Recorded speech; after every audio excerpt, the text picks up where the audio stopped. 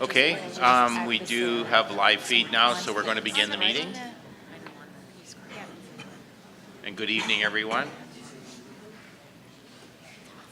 My name is Nick DeBoer, Chair of the meeting this evening, and I call this Planning and Development Committee meeting to order. As a reminder, this meeting is being held as a hybrid meeting. In addition, the meeting is also being streamed live on the town's website. For those attending today's meeting, electronic devices should be turned off or placed on silent. And for attendance purposes, I can confirm that all members of the committee are present this evening. We're going to begin with the land acknowledgement. I would like to begin by taking a moment to acknowledge the land on which we gather. Indigenous peoples have a unique and enduring relationship with the land.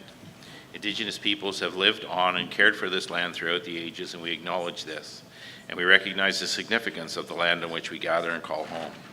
We acknowledge the traditional territories of the Huron-Wendat, the Haudenosaunee people, the Anishinaabe of the Williams Treaty. This land is part of the treaty lands and territories of the Mississaugas of the Credit First Nation. We honor and respect the Indigenous heritage and the long-lasting history of the land and strive to protect the land, water, plants, and animals that have inhabited this land for generations yet to come.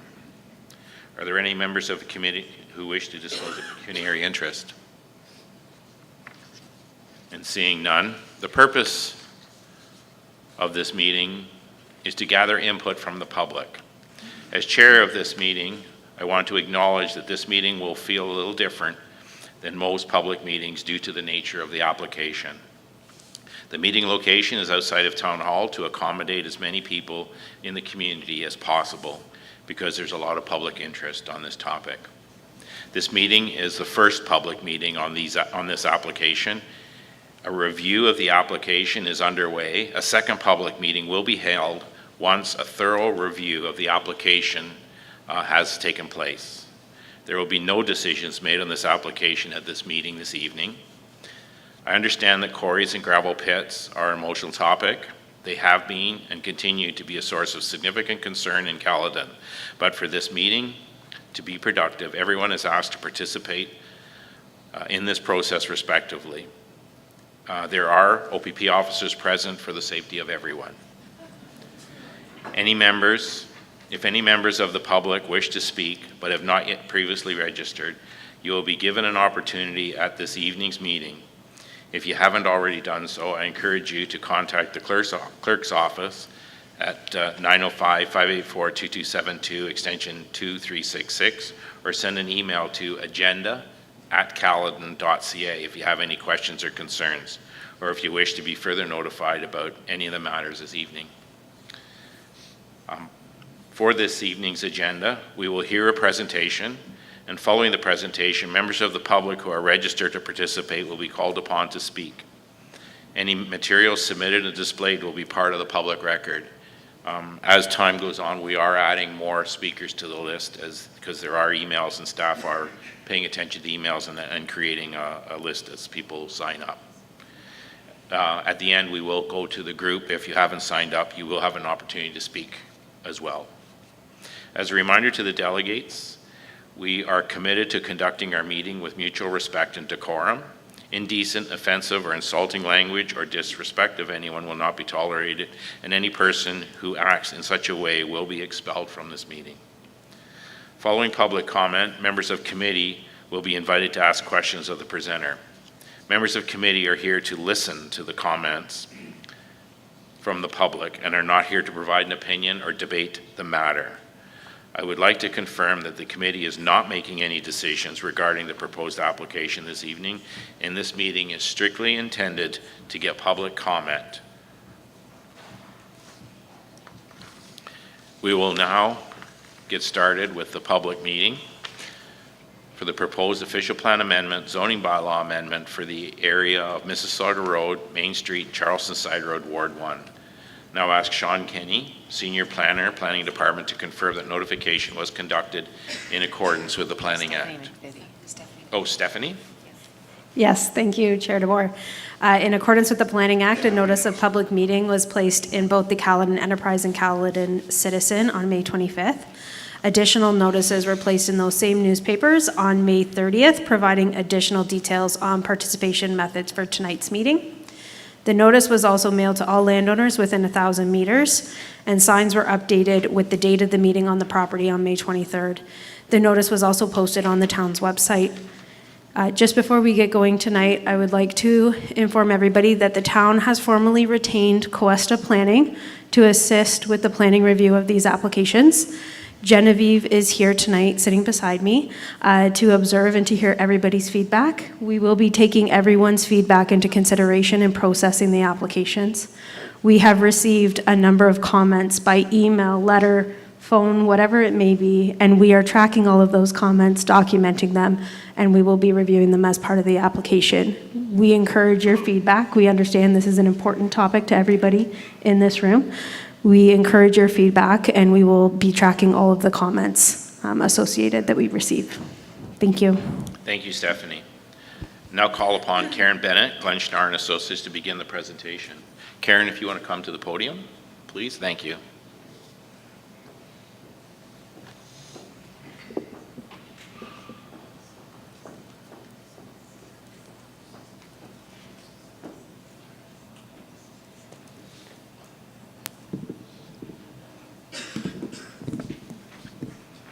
Maybe it's fine. Thank you, members of council, Town of Caledon staff, and members of the community. My name is Karen Bennett, and I'm a planner with Glenn Schnarr and Associates. On behalf of CBM, I'd like to thank you for the opportunity to speak here tonight to provide an update on the application and to participate in an open forum with the town and with the community. We would also like to thank the town for taking extra steps to provide security tonight, given some recent comments that came to light. And we'd also like to thank those in attendance for coming to listen, to share your concerns, and to ask questions. We have been open about this application with the community since before we started the studies in early 2020. And we look forward to continued open dialogue as we work through the official process that is before us. Tonight is our formal public meeting. We hope this is a productive and respectful exchange with productive question and answer period at the end. Our purpose tonight is twofold. One, it is your opportunity to ask questions and suggest concerns you may have, and we will try to answer your questions tonight, or we will commit to getting you the answers after the meeting. And two, it is our opportunity to listen, to obtain public input for consideration as we advance through this process. And I want to introduce tonight with me is David Hanratty, Director of Land, Resource, and Environment with CBM. Next slide, please. St. Mary's Cement is a leading supplier of cement, concrete, and aggregates in Ontario. CBM and St. Mary's are part of the North American operations of international building materials supplier Votorantim Cementos. CBM operates as part of the larger building materials and sustainable solutions company. Their goals as a business are to support new construction, modernization, and infrastructure improvements that include homes, hospitals, schools, roads, bridges, businesses, and buildings such as the one we're in tonight. The town of Caledon is expected to grow by 300,000 people by 2051. That's about a 270% increase from today. The proposed quarry is expected to provide close to market, high quality limestone to support the construction of housing, roads, highways, and critical infrastructure in Caledon and in Peel region. It's important to note that the type of aggregate located at the subject site is a high quality limestone that is not readily available everywhere and for which a critical shortage is predicted within the next 10 years. The limestone resource here is a provincially significant aggregate resource suitable for the production of a wide range of construction products and for high performance concrete. Locating aggregate resource operations close to market is a provincial policy directive. Primary market area for the proposed quarry is the GTA, which includes Peel and Caledon. And the site represents a close-to-market source of this high-quality mineral aggregate resource within an area of high demand. Establishing the quarry here will result in minimizing the length and number of vehicle trips required to transport the essential raw material needed for the construction and maintenance of communities, which will minimize overall social, economic, and environmental impacts. Next slide, please.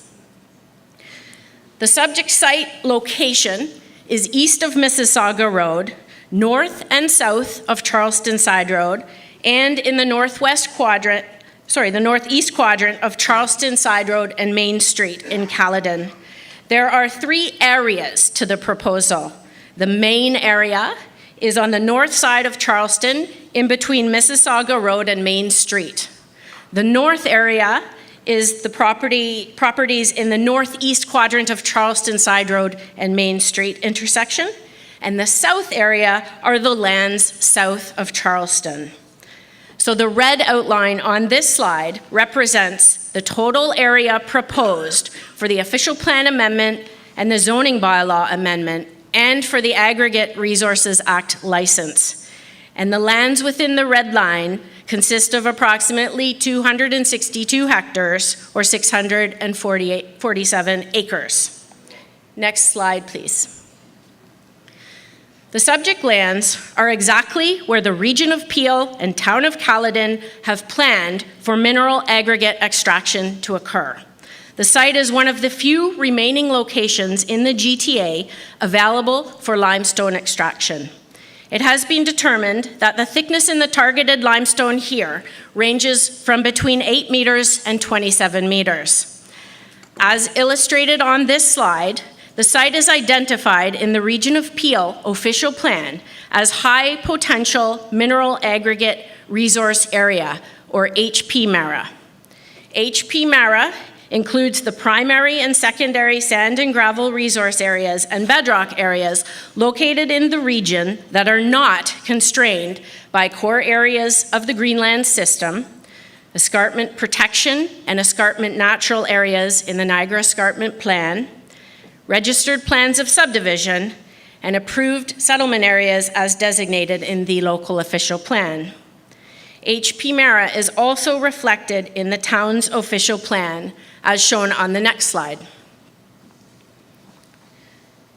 In the mid-90s, the town of Caledon had concerns that the region's HP-MARA did not take into account local constraints and that they mapped too much area for aggregate protection. As a result, the town of Caledon initiated the Caledon Community Resources Study in 1996, with a final report prepared in 1999. This process was an extensive 2.5-year public consultation process where the town worked with government agencies, community groups, members of the public, and the aggregate industry to refine the region's HP-MARA to exclude area from aggregate protection based on local social, environmental, agricultural, and cultural heritage constraints. As stated in the Caledon Community Resources Study, the process was aimed at a sustainable community model for the management of the aggregate resources that will enable the town of Caledon's ecosystem and community to be maintained and enhanced over the long term. This process resulted in approximately 30% of the unlicensed region's mapped HP-MARA lands being removed from protection in the Town of Caledon official plan. This resultant area is known as the Caledon High Potential Mineral Aggregate Resource Area, or CHP-MARA. As this slide shows, the site is identified in the Town of Caledon's official plan as Caledon High Potential Mineral Aggregate Resource Area, or CHP-MARA. CHP-MARA was then broken down into further categories, including bedrock resource, which is shown in pink, and sand and gravel, which is shown in green. This subject site is primarily bedrock resource and was specifically identified by the Town of Caledon as an area protected for a future quarry. Then the Town of Caledon also split up its CHP-MARA into aggregate resource lands with diagonal hatching and aggregate reserve lands identified on Schedule L in the official plan with fuzzy dots. There aren't any in this vicinity, so you can't see that on this slide. The intention of this mapping was to identify aggregate resource lands where the town wanted aggregate extraction activities focused, and aggregate reserve lands which required further study to justify bringing an application forward in those areas. This site is mapped by the Town of Caledon as aggregate resource lands, as shown on the hatch on this slide. As it relates to aggregate resource lands, Section 511.212 of the town's official plan states, new pits and quarries are encouraged to locate in aggregate resource lands as those lands have been determined to be suitable for aggregate extraction. And there are a set of criteria, extensive criteria set out in the Caledon official plan. The Caledon official plan has clear policy directives directing new aggregate pits and quarries to the aggregate resource lands as priority over the aggregate reserve lands. CBM waited for the completion of this study before it started to assemble the subject site. CBM wanted to ensure it acquired lands where the Town of Caledon deemed the lands suitable for extraction and where the town wanted aggregate extraction activities to be focused. The priority identification of the land for aggregate resource extraction in both official plans and the confirmation of presence of the significant limestone resource in this location are large reasons why CBM invested in this project. Next slide, please. Under the Planning Act, CBM will require approvals for a Town of Caledon official plan amendment and a zoning bylaw amendment to put in place the necessary land use permissions which would permit the aggregate extraction. Next slide, please. Under the Aggregate Resources Act, CBM will require a Class A license to permit extraction on the subject lands. This is a legislated approval under the Ministry of Natural Resources and Forestry, who are the approval body for this process. The two processes will run concurrently. However, the pace of each process may vary. Tonight's meeting, as I mentioned, is the statutory public meeting under the Planning Act. There will be a separate meeting under the Aggregate Resources Act for the license application in the near future. Next slide, please. The applications were submitted in December 2022, and they were deemed complete in February 2023. As I already noted, the license area, which is our red outline, is 262 hectares. The extraction area is the purple outline on this slide, and it is 204 hectares. The extraction area is where the aggregate extraction is proposed to occur. CBM's proposed tonnage limit is 2.5 million tons a year. And CBM's anticipated average tonnage is expected to be 2 million tons per year once operations are in full production. And the anticipated lifespan of this operation is approximately 40 years. Next slide, please. This slide helps us understand all the lands under CBM control versus what the application relates to specifically.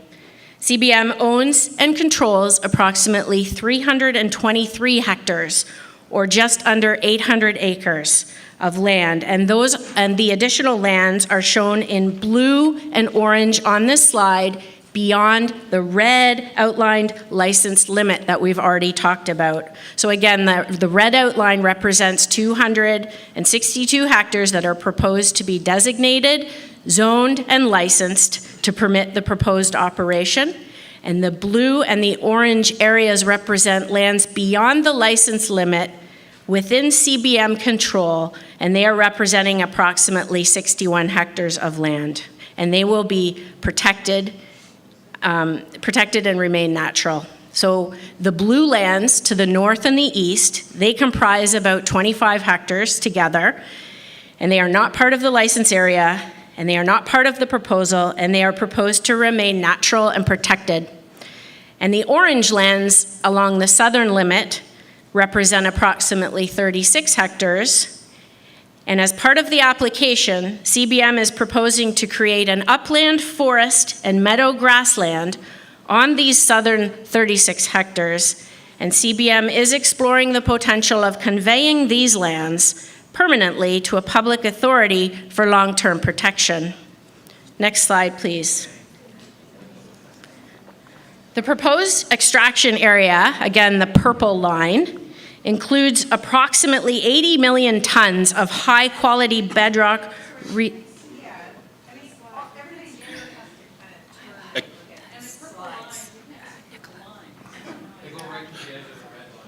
The materials are also on the website. We can turn the lights down. Will that help? Yeah,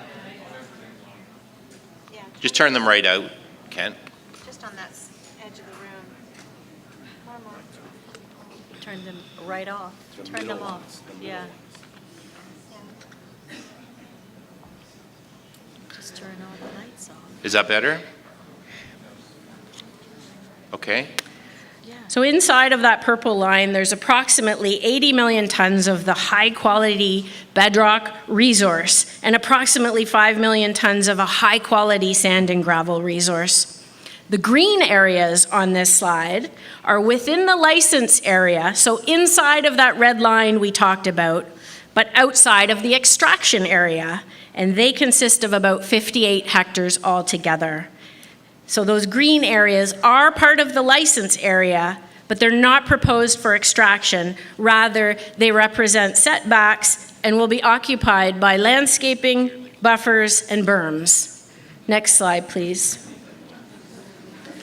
The subject lands are within the protected countryside designation of the Greenbelt Plan, with areas along the northern limit and eastern limit within the Natural Heritage System overlay. We wish to acknowledge that while there is a Natural Heritage System overlay on site, there are no natural features in this area. Extraction is permitted here. Policy directives in the Greenbelt Plan provide for more direction for ecological enhancement in these areas. The technical studies completed in connection with the proposal summarize all natural heritage features and their functions found on the site and off-site, and assess how each can be protected, improved upon, enhanced, or restored through the proposed establishment of the aggregate operation. Next slide, please. The region's Greenland system consists of core areas, natural areas and corridors, and potential natural areas and corridors. Core areas include provincially and regionally significant features and areas that are deemed to be important to the region and warrant a high standard of protection. As shown on this slide, there are no core areas mapped on the site. Off the site, there are 3 features mapped as core areas. There's a large woodland north of the site. There's a woodland and the Credit River east of the site. And there's the Cataract Southwest, provincially significant wetland located to the south and southeast of the site, and those are all off-site. Next. Excuse me. Next slide, please. Please. Don't speak out. We want to listen to the presentation. You'll have a chance after the presentation to ask any questions. Please. Thanks. Transportation policies in the regional and town official plan guide the development and strengthening of a regional network to accommodate current road and travel demands for people who live, work, or travel within or through the region. The proposed CBM operation is proposing to utilize an access on Charleston Side Road, and that's represented by the red arrow on this slide. The proposed truck distribution haul route includes 95% of trucks heading east on Charleston Side Road towards Hurontario Street, with 90% traveling south and 5% traveling north on Hurontario Street. And the remaining 5% of truck traffic would be heading west on Charleston Side Road. The proposed haul route is an existing and identified haul route in the Town of Caledon official plan. Next slide, please. The subject site is currently designated General Agricultural Area, Rural Lands, and Environmental Policy Area in the town's official plan. It is also mapped CHP Mara, as I showed you on an earlier slide. The proposed official plan amendment seeks a redesignation of the subject site to Extractive Industrial B area to allow for above and below water extraction for the CBM operation. And the area in the northwest corner will continue to be designated Environmental Policy Area to protect the existing tributary and associated vegetation protection zone buffer in that location. Next slide, please. The site is currently zoned A1, or agricultural, and EPA2, which is Environmental Policy Area. The proposed zoning is MXYY, which is an extractive industrial special zone, and EPA 1-487, which is an environmental policy area zone. The MXYY is intended to permit the proposed pit and quarry use, accessory open storage, and a farm use. The EPA 1-487 zone in the northwest corner is proposed to be slightly refined from the existing EPA zone limits in this location to reflect the more accurate limits of the tributary, plus the 10-meter vegetation protection zone and associated setback buffer area. The EPA 1-487 zone permits lands to be licensed under the Aggregate Resources Act, but not extracted. Next slide, please. In support of the proposed CBM operation, technical reports addressing key natural heritage features, cultural heritage resources, visual, water resources, agricultural, noise, air quality, blasting, and traffic have been completed. This slide represents a list of the studies that have been submitted in connection with the proposal and which are currently under review by various departments and agencies. And we understand from the town that many of these reports will be peer-reviewed as well. Next slide, please. The proposal will enhance the natural environment through the off-site ecological enhancement plan. Please. And the progressive and final rehabilitation plan on site by creating landforms that are suitable for conservation, recreation, and water management, and which are compatible with surrounding uses. The final rehabilitated landform and ecological enhancement areas shown on this slide illustrate how the site has been designed to restore and enhance the natural environment and fit into the overall regional context and complement the existing topography and terrestrial and aquatic features in the area. The overall final rehabilitation plan is an environmentally based plan and will consist of 3 separate lakes in each of the main north and south extraction areas, surrounded by nearshore, riparian, and upland habitats. Proposed rehabilitation of the extraction area will proceed progressively through each phase. I don't know if you can see the chart, but on the chart, we've outlined that the proposed ecological enhancements will include over 15 hectares of grassland, over 158 hectares of lake, 7.6 hectares of meadow, 4.8 hectares of wetland, and 52.2 hectares of woodland. And that would all happen on-site through rehabilitation.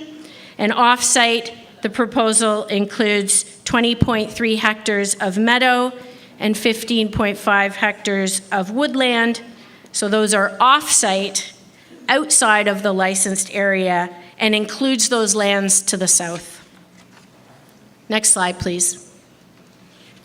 CBM has spent many years studying these lands. They completed 3 years of technical study prior to submitting these applications in December.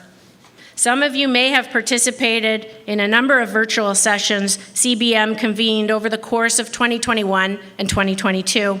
And at those sessions, CBM gained a better understanding of community questions and concerns. In light of those questions and concerns raised to date, and in an effort to provide additional guidance to the technical work completed to date, CBM has commissioned a number of peer reviews for their reports already, including the water report, the natural environment report, noise, air quality, blasting, and cultural heritage reports. And CBM will be incorporating any necessary updates resulting from those peer reviews into their technical reports to ensure that the proposal is being designed in a manner that meets or exceeds provincial, regional, and town policies. Next slide, please. In summary, the site is exactly where the town planned for a quarry to be located.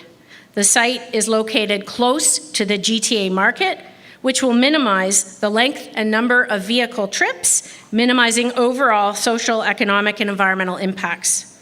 The proposed access is off of Charleston Side Road, and the haul route is an existing and identified haul route in Caledon. With the implementation of the recommended mitigation measures for all technical studies, the proposal will not result in any unacceptable impacts to surrounding areas. Order, please. Order. The Ecological Enhancement Plan, including progressive rehabilitation, will result in a net environmental gain to the town's environmental policy area in the long term. Order. And as a result of the proposed design of the operation, a comprehensive monitoring and reporting requirement has been proposed as part of the application. Next slide. Under the Planning Act, CBM will require approvals for a Town of Caledon official plan amendment and zoning bylaw amendment to put in place the necessary land use permissions which would permit the aggregate operation, and that is outlined in the blue bar on this slide. Under the Aggregate Resources Act, CBM will require a license to permit extraction on the subject lands. This is legislated under the Ministry of Natural Resources and Forestry, who are the approval body for this process, and that's outlined in the orange bar on this slide. So the slide outlines the processes, and the yellow stars show where we are today, and the top one indicates we're at the public meeting for the Planning Act. It's important to note that CBM has been and is committed to continuing to offer opportunities for public engagement throughout these processes. So we're looking forward to hearing your questions and concerns tonight, and we will answer what we can. We don't have all the details, so if we have to, we'll take the questions away and we'll get back to you. Thank you, that's my presentation. Thank you very much. We'll move into the public comment section. I want to reiterate that this meeting is a statutory public meeting held under the Planning Act. So, and we are committed, the staff and the town is committed to having a second one once all the information has been reviewed by staff, including the information that we gather this evening. So we'll move in the public comment. Clerk has advised me that we do have a number of people that have registered to speak, so we're just going to work through the list. Bill Melnick.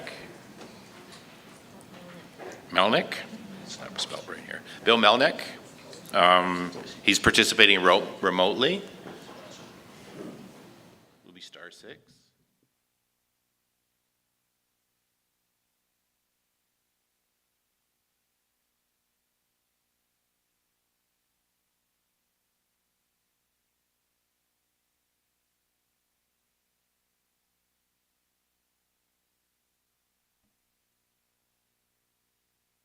To Bill.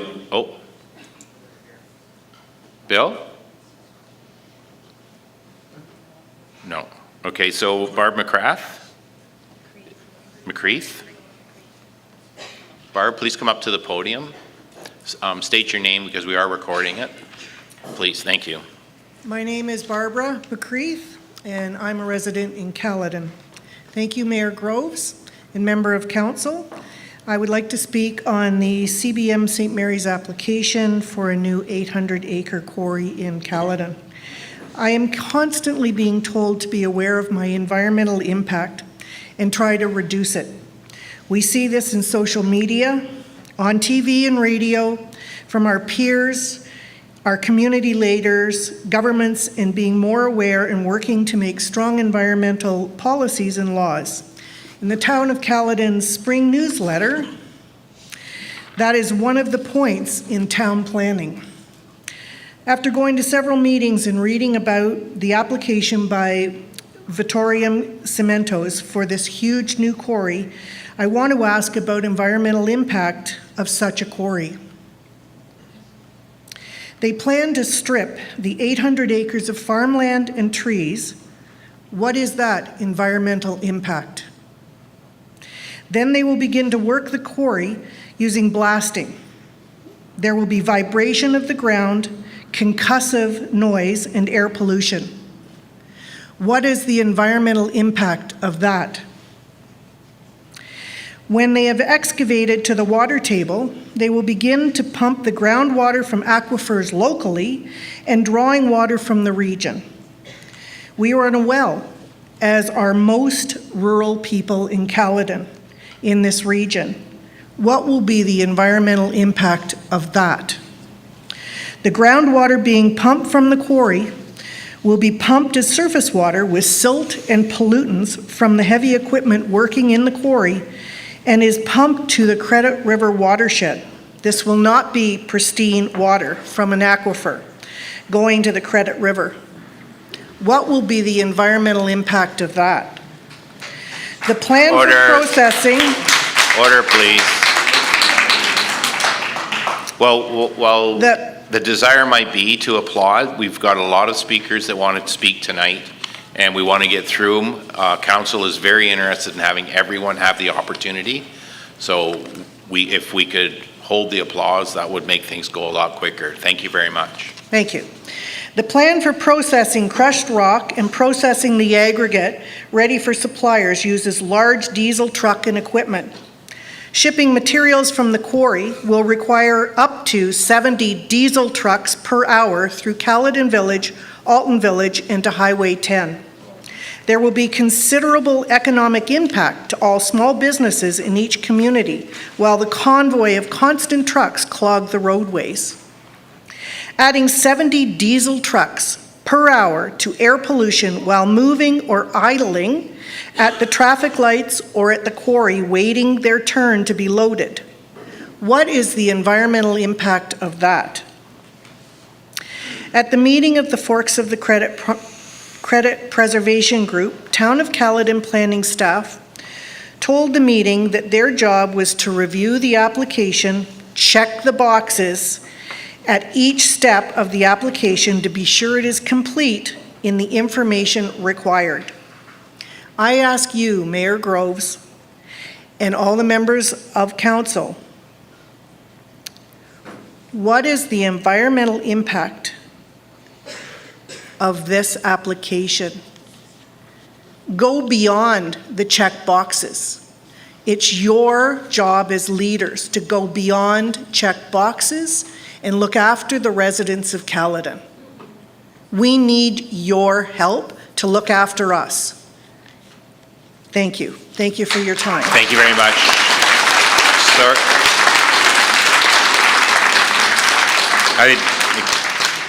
maybe hold your applause till the end of the evening, and then we will get through this quicker. Mike? Okay, we're going to go to the next speaker. Order. Mike Cromack? Mike, come forward, please. Just state your name for the record.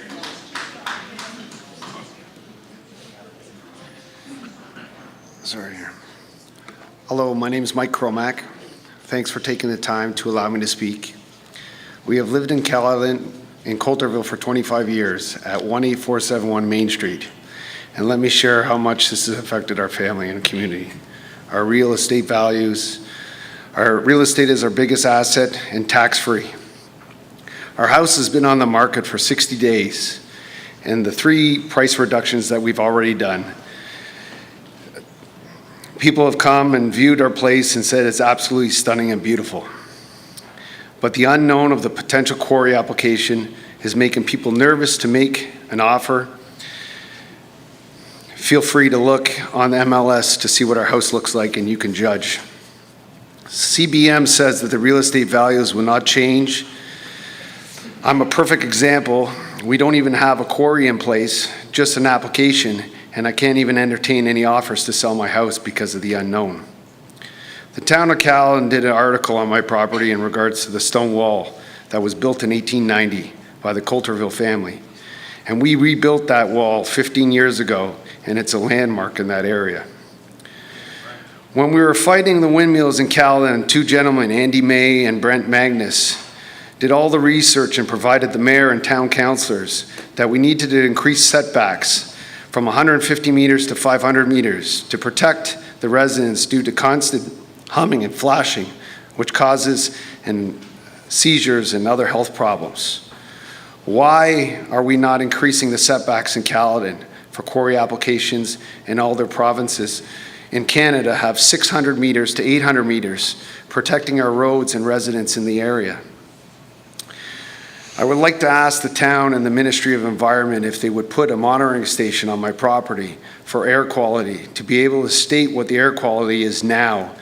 And if this application ever went through, how much is it going to impact my family and the residents in the area? Since this started 2 years ago, with the testing and newsletters going on in regards to the quarry application, this has caused great stress to our family. I would like to thank everybody for listening to my story. I'm sure we all have issues with this application as a resident of Caledon.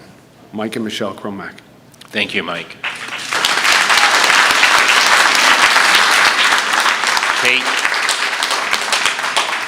Kate Hepworth?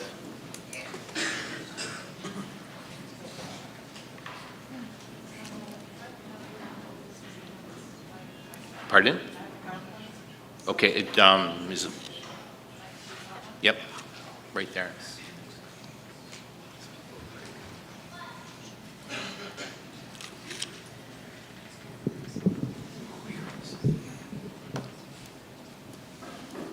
Okay, hopefully I can read this.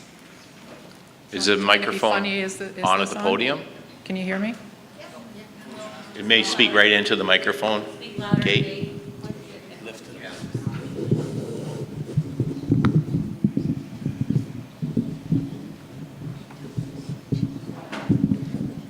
Okay.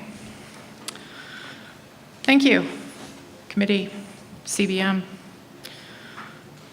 On a quick side note from where this says heavy traffic, with all due respect to everybody from CBM here, but if you've ever seen an overhead picture of Caledon Village in the area, we don't need any more blue lakes.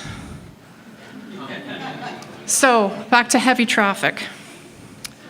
The kind that delays your journey, sideswipes you, or worse. Next slide, please. Okay, does aggregate pay its way? You can see on here, this is an actual page from the proposed 2021 budget for the town, whereby these entities pay into the capital budget. Aggregate paid in $362,000. Let that sink in for a second. Does aggregate pay for itself? Good question. I'm sure the provincial government, OSSGA, and Votorantim, St. Mary's, CBM, whichever one you want to go by, would say yes. But for those who do not know, as per the proposed 2021 budget, the aggregate levy was $362,000. The highest I've seen was $500,000, which still doesn't maintain anything. Given that the haul routes used now are regional roads, will the amount go up? Or let's really reach for the moon. When will CBM be an industry leader and lobby to have a fair tax rate? Not kidding. Aggregate gets away with paying pitiful taxes on the land they are extracting and even lower on the lands waiting to be extracted. When does that become the discussion? Next slide, please. I can't necessarily read that from here. I was actually anticipating seeing something a little bit closer, but I'm sure most of you can see that it's headlines and breaking news, which is not a shock to anybody that lives in Caledon. We've all heard them, we've all seen them, tragedy on highways, so forth and so forth. And for the purpose of time, that is my short list. Next slide, please. Highway 10 closed due to collision will remain closed for several hours. We've all seen this picture before. We've all heard this before. We know what the ramifications of this picture are. We don't need any more of this. Many of these situations are created by the fact that we have too many heavy trucks on the roads. Next slide, please. So when highways close, does everyone know the detour? For those of you who have come in from Caledon East, close by, well, sorry, but they're all coming to you because they'll go right across Charleston and down Airport. Unless somebody's GPS is really working at infinite speed and takes them somehow down the hairpin of Forks of the Credit. Amazing. Next slide, please. Quotes from the Transportation Impact Study submitted by CBM. I'm going to give this a try. The proposed truck distribution includes 90% of truck traffic heading east on Charleston Side Road towards Hurontario Street, with 90% traveling south and 5% traveling north on Hurontario, and the remaining 5% of traffic heading west on Charleston Side Road. That is a quote, that is a copy-paste. So during sporadic Zoom meetings through COVID between CBM and residents, the subject of traffic was brought up frequently. And I think Mr. Hanratty might even remember my name because we had lots of questions on that. But I stand here now asking myself, was anybody listening? Because this tells me that 90% of trucks leaving the potential site will head straight to Caledon Village. The one thing I asked not to have happen. Not everybody listens to me, clearly, but let's give it a shot. So, the second copy-paste.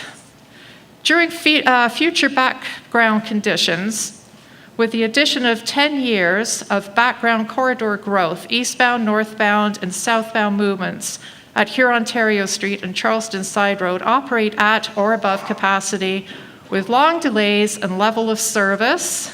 As a result, TY Lynn recommends that the region make adjustments to the signal timing plan and intersection operation parameters in order to accommodate an increase in background traffic. Forgive me if I'm wrong here, but does CBM truly believe that changing the timing at the intersection is going to help? Let me go one step further, given that since we all know that, Region of Peel, going to have a divorce, dissolution, whatever you want to call it, is that even going to be a regional decision? Is that a Town of Caledon decision? Quite possibly, who knows, because nobody knows what's going on. Okay, next slide, please. More fun quotes. 5.2, study area road network improvements. The region of Peel and the town of Caledon confirmed that there are no current planning capital roadwork improvements in the study area within the 2032 planning horizon. Okay, so think back to slide 2 when we got that vast amount of $362,000. Sure, this must accumulate somehow, right? What kind of maintenance do we get on the roads? Anybody who knows Charleston knows there's good parts. Some of you know there's really bad parts. The Ontario Street, I gotta say, can you just put in brackets Highway 10, because really that's what it is when it comes up to us. The Hurontario and Charleston Side Road intersection under baseline, there we go. 2022 conditions, estimated queues exceeding the, I know what the whole thing says, I've read it. Please feel free to finish. But in order to go through it, queuing analysis shows site traffic will not contribute materially at the Highway 10 Charleston intersection. Mind officially blown. I will go out on a limb here and say that taking stats from 2018, which do not run for 12 hours at a time, I have the paperwork, I can prove it, and traffic during COVID, are not the stats you should be using. Do you have the results of the recent traffic surveys that were done at Kevinwood Drive and Charleston, and then the Highway 10 intersection? I'm gathering that we probably don't have those numbers here because they would be very current, as in about 2 weeks old. Next slide, please. Conclusions and recommendations. Okay. The Caledon Pit Quarry is expected to ship a maximum of 2.5 million tons of aggregate annually. And I'm not going to be able to do this anymore because of that particular thing, because it is too far away.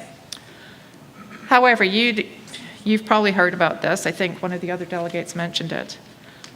So what I'm going to say now is not a quote. Let's look at the statement. 2.5 million tons annually. 30 tons on average per truck.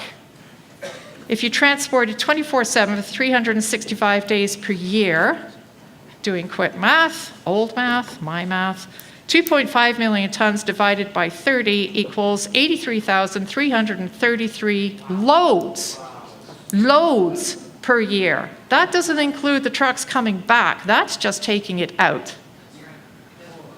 But according to CBM, they might be transporting only during usual hours, but if there's a client commitment, and if I may, Chair, can I ask CBM to define what client commitment is? Or is that not an option? I can ask staff or ask Karen if you have somebody that could answer that question. You can do it from the microphone that's right there.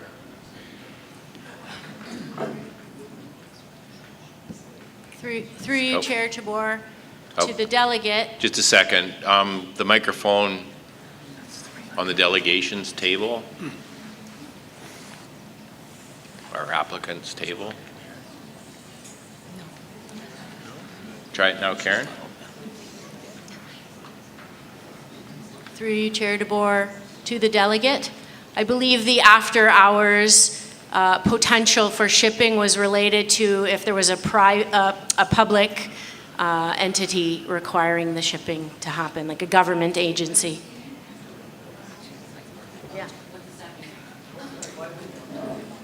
Okay, so if I could ask the chair again, sorry, through you to CBM. This is a hypothetical question. 413 requires more aggregate. Is that a client situation that would require you to keep running day and night? You can pull the microphone closer to you if you wish, if that would be easier. Through you. The 413 and our application are in completely different timelines of approval. So if it did line up that the timing was one where we would be supplying to 413, and that was a government project, then yes, it would be one of those projects. Okay. Okay. Okay, Kate? Yep, thank you. Next slide, please. This is a picture I took. Anybody who was at Forks of the Credit meeting saw the same thing. Look very closely. This is a gravel truck in this picture, and it's not the headlights you see on the left. It's the truck on the right. So what steps would CBM, Votorantim, be willing to take to make sure that only mechanically fit trucks are being used to haul? Or will you be taking a page from an aggregate company who have stated in OLT hearing that they're not responsible for the mechanical condition of any vehicle leaving its site? And if I may, Chair DeBoer, to CBM, does Votorantim use its own fleet, or are they going to be using contract drivers? Okay, Karen? I'll address to Karen. I'll address it to you, and you can direct it to whoever you've got. Through you, Chair DeBoer, I'm going to pass that over to Mr. Hanratty. Through you, Chair DeBoer, we do not own our own trucks, so we do use contract trucks, but we do have very strict... Excuse me. We do want to listen to the answer. Thanks.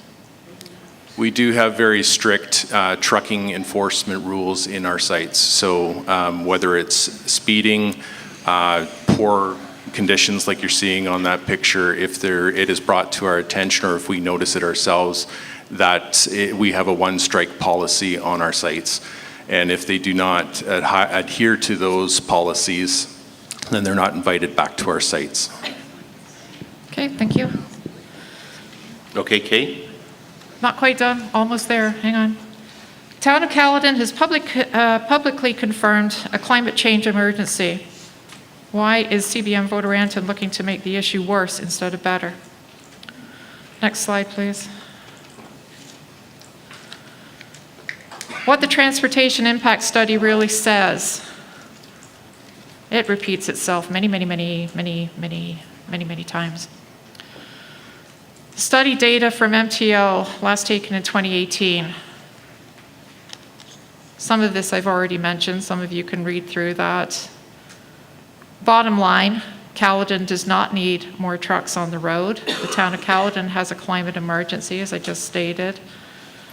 Who wants to put more toxic emissions out there? We certainly don't need it. There's instances involving heavy trucks that we're all well aware of whereby people have lost their lives or worse. So in conclusion, and in consideration that there are so many other aspects of this application that fly in the face of anything positive for Caledon, and as you can tell, I'm heavily focused on traffic.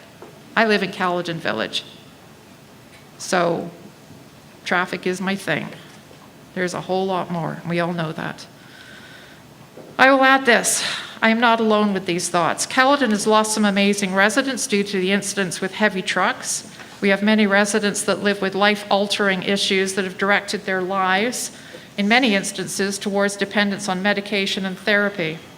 CBM Votorantim will be providing another opportunity to fill the air with particulate that is slowly getting into all our lungs. Thank you so much for that, with our health system being a mess. Can you guarantee that those that need help can get it? As if COVID didn't do enough, you would like to add to the issue by blasting. When is the option of looking to get heavy traffic off our roads coming forward?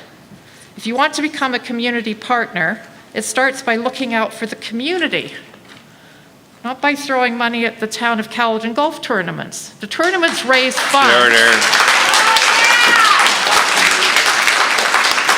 The tournaments raise funds for amazing groups and nonprofits, and that does need to be remembered. There's a lot of groups that benefit from this. I wholeheartedly acknowledge that. But it looks like a conflict, especially when you have many fabulous golf courses in the area. One last question. The first time someone is injured or worse, will you feel anything? Or will that person just be collateral damage? Thank you. Order, please. Thank you, Kate. I'll go to Robert Reese. Robert? Just state your name, please, when you get to the microphone.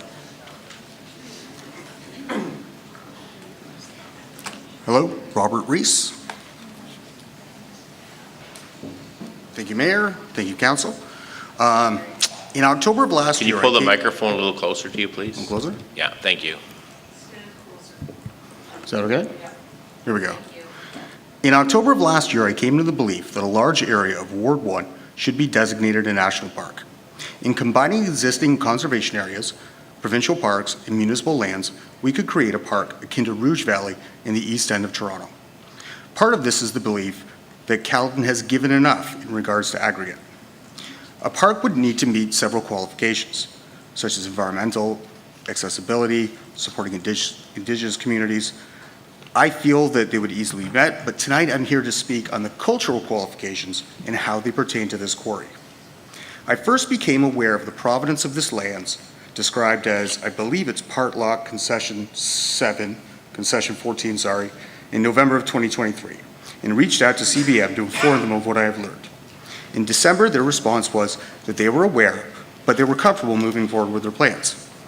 In January, I shared my findings with Chris Humanick of Osprey Valley. He also confirmed that he had heard the rumors and thought maybe dedicating a plaque on the golf course was appropriate. But progress, he said, must go on. I had discovered that the prior ownership of the land belonged to that of famous director James Cameron's grandparents. And they had been in his family since they settled the land in the 1820s, being some of the founders of Alton.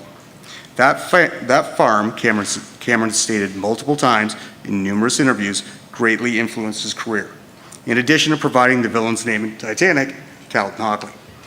In Cameron's biography, he states that that farm was a main influence in his environmentalism, and that he spent significant time on that farm during his youth, including watching the moon landing at age 14 in 1968, an event he says helped spur him into his love of sci-fi.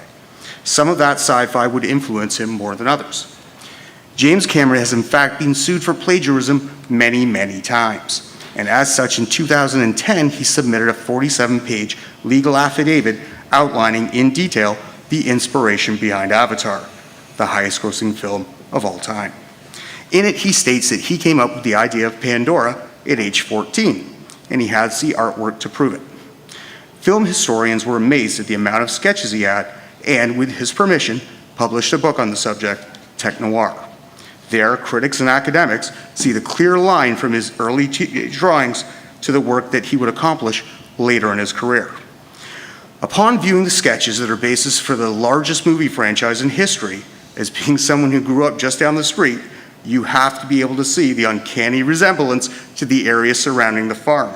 In fact, within a 1.5 kilometer radius of the farm, one can find over 50 thematic connections to all of Cameron's career.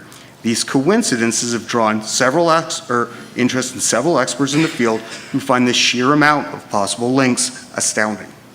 In his last interview several weeks ago on CNN, he was asked directly where the inspiration for his films come from. His answer: they come to me in dreams. I get a vivid image, I wake up, and I draw it. But lately, I've come to the belief that there's an underlying metadata, and that from all the experiences in life we have, that runs underneath it that tells me what that story is. I believe that farm may hold that metadata. Just because someone lives somewhere, it doesn't mean it should stop progress. Lucy Maud Montgomery's home in Norville, on the banks of the Credit, is protected under heritage status, but that won't stop a highway running next to it. However, her uncle's farm, where she spent her summers, that served as the inspiration for her fictitious Avonlea, Green Gables, more than deserves its status as a national park. So I, along with the 15,000 who have signed my petition, ask Council to revisit the heritage study on the lands to include information that has so far been withheld by CBM and Osprey. Thank you. Thank you, Robert. Deborah Wilson?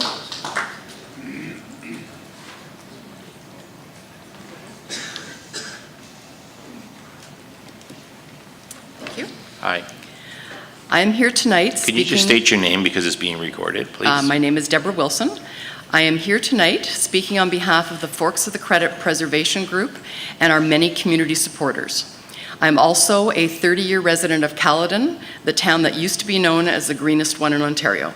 Hence a lot of green in the room tonight. We are community advocates, lobbyists for the community, neighbors speaking for our neighbors as volunteers. Not one of the high-paid lobbyists hired by companies such as CBM. What stands out in the review of materials provided by CBM is the lack of proof to support many of their statements and their assurance in every single assessment that everything will be fine. This is unbelievable. Let's start with the statement that there will be a critical shortage of high-quality limestone within 10 years. A provocative statement. The only way to know if it is true is for the aggregate companies, including CBM, to publicly declare their reserves for independent assessment.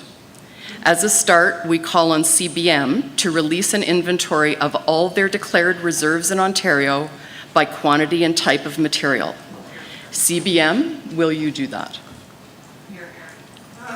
Karen?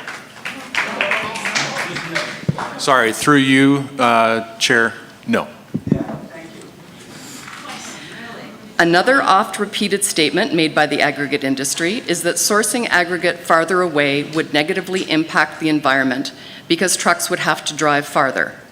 In fact, CBM says that with the proposed quarry being closer to market, it will, quote, minimize overall social, economic, and environmental impacts, including the reduction of emissions from transportation, end quote. This is also unbelievable. We're pretty sure that 70 more trucks an hour on our local roads is not a reduction in emissions for those of us in Caledon. We're pretty sure that the loss of farmland, yet again, will result in the trucking of our food from farther and farther away, increasing emissions from transportation. We're pretty sure that having a quarry operating 23 hours a day, 6 days a week, will have a social impact on our residents. What about the reports provided by CBM with their application? The air quality report is filled with modeling and predictions. It concludes that all will be fine. For instance, quote, drilling emissions are controlled by dust controls equipped with a fabric filter, therefore a 90% control factor was applied to the calculations. Also, 95% efficiency in on-site road dust reduction was modeled. This is unbelievable. The numerous air quality issues at the Mount Nemo quarry near Burlington just in 2022 demonstrate that only too well. Video exists of yellow dust blasting into the air, fully enveloping trees, drifting over homes, cars, and people, not once, but several times that year alone. CBM must know how successful or not their proposed methods have been at their existing quarries. Rather than just modeling and predictions, CBM must include a report that shows actual air quality results at their existing quarries for the last 10 to 20 years. CBM, will you produce these actual results for independent assessment? Karen? Through you, Chair, if we have data on air quality at our sites, we'd be happy to provide that. Thank you. Okay. Under natural environment, CBM states, quote, the ecological enhancement plan will result in a net environmental gain. This is unbelievable. Their Greenland slide would suggest that there are no woodlands within the project boundaries, that it is bare land. In fact, what was said here tonight is that there are no natural features. Not true.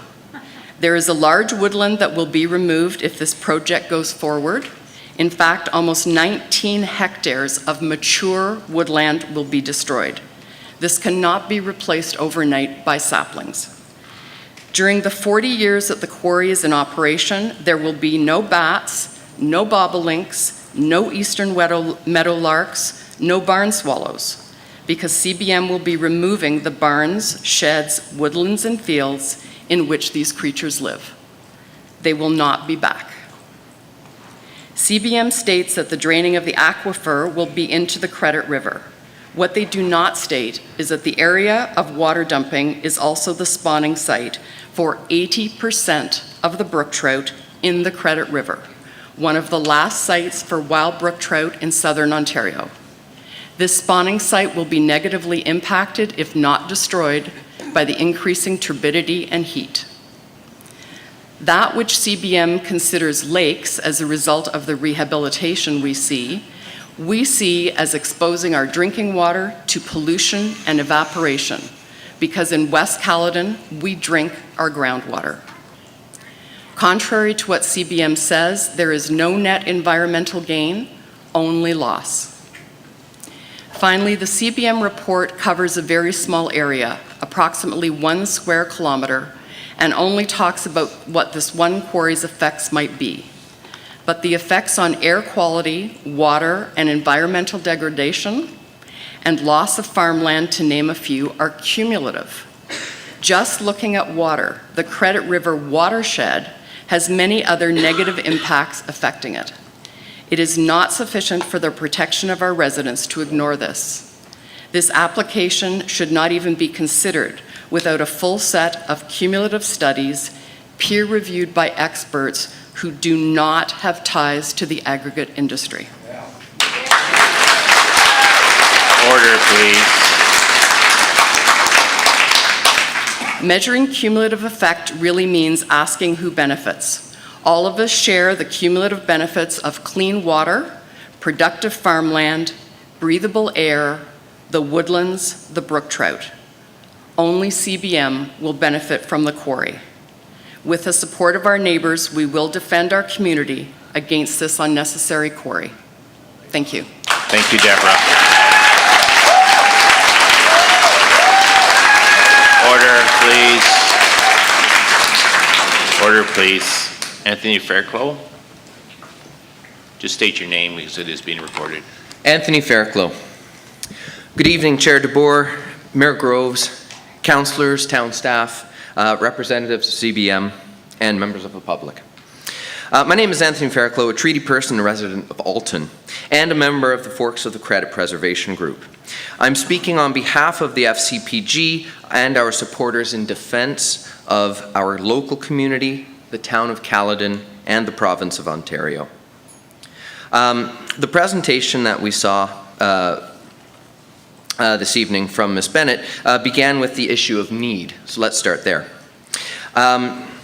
She mentioned that PPS 2020, which is the provincial policy statement that deals with rules for land use planning, says that aggregate should be developed close to market, which is absolutely true.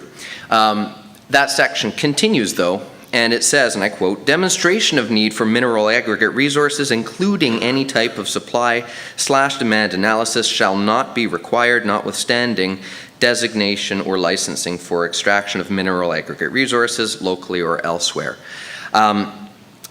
So the reason I bring that up is that the CBM and the aggregate industry quite often rely on the Ontario Chamber of Commerce, an Ontario Chamber of Commerce report, which kind of says the only way to know the close to market and special limestone assertions are true is to see if aggregate companies will declare their the reserves publicly for independent review.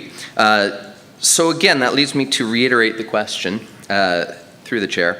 If CBM St. Mary's is prepared to release an inventory of all their declared resources in Ontario by both quantity and type of material, and if not, why not?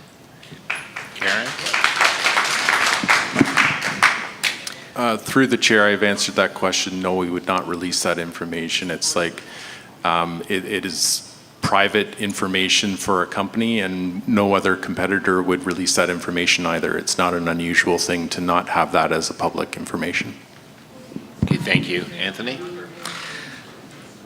PPS 2020 continues in section 2.5.2.2 that says extraction shall be undertaken in a manner which minimizes social, economic, and environmental impacts.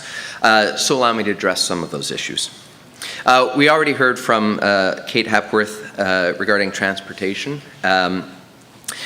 The conclusions from their study, I think, were based on some questionable faulty data. It doesn't account for traffic impacts, for instance, in the wintertime. It doesn't look at heavy traffic days like Mondays and Fridays, and data was collected, as Ms. Hepworth pointed out, during the pandemic, which I don't think is quite representative of actual traffic levels on a normal day. And we've also heard that CBM will be using trucking contractors, but they can't guarantee the vehicles under contract are safe. We've seen many stories in the news about transport trailers losing a wheel, and usually resulting in a fatal traffic incident. That's a pretty bad first strike, if you ask me. There was an incident in September 2019. There was a dump truck crash in Caledon Village at 10 and Charleston. There were minor injuries, thankfully, but Highway 10 was closed from 5:30 a.m. to 3:15 p.m., which was a pretty significant closure. Not incidentally, it was a double-haul dump truck with the aggregate advertisement, "I build schools, roads, houses."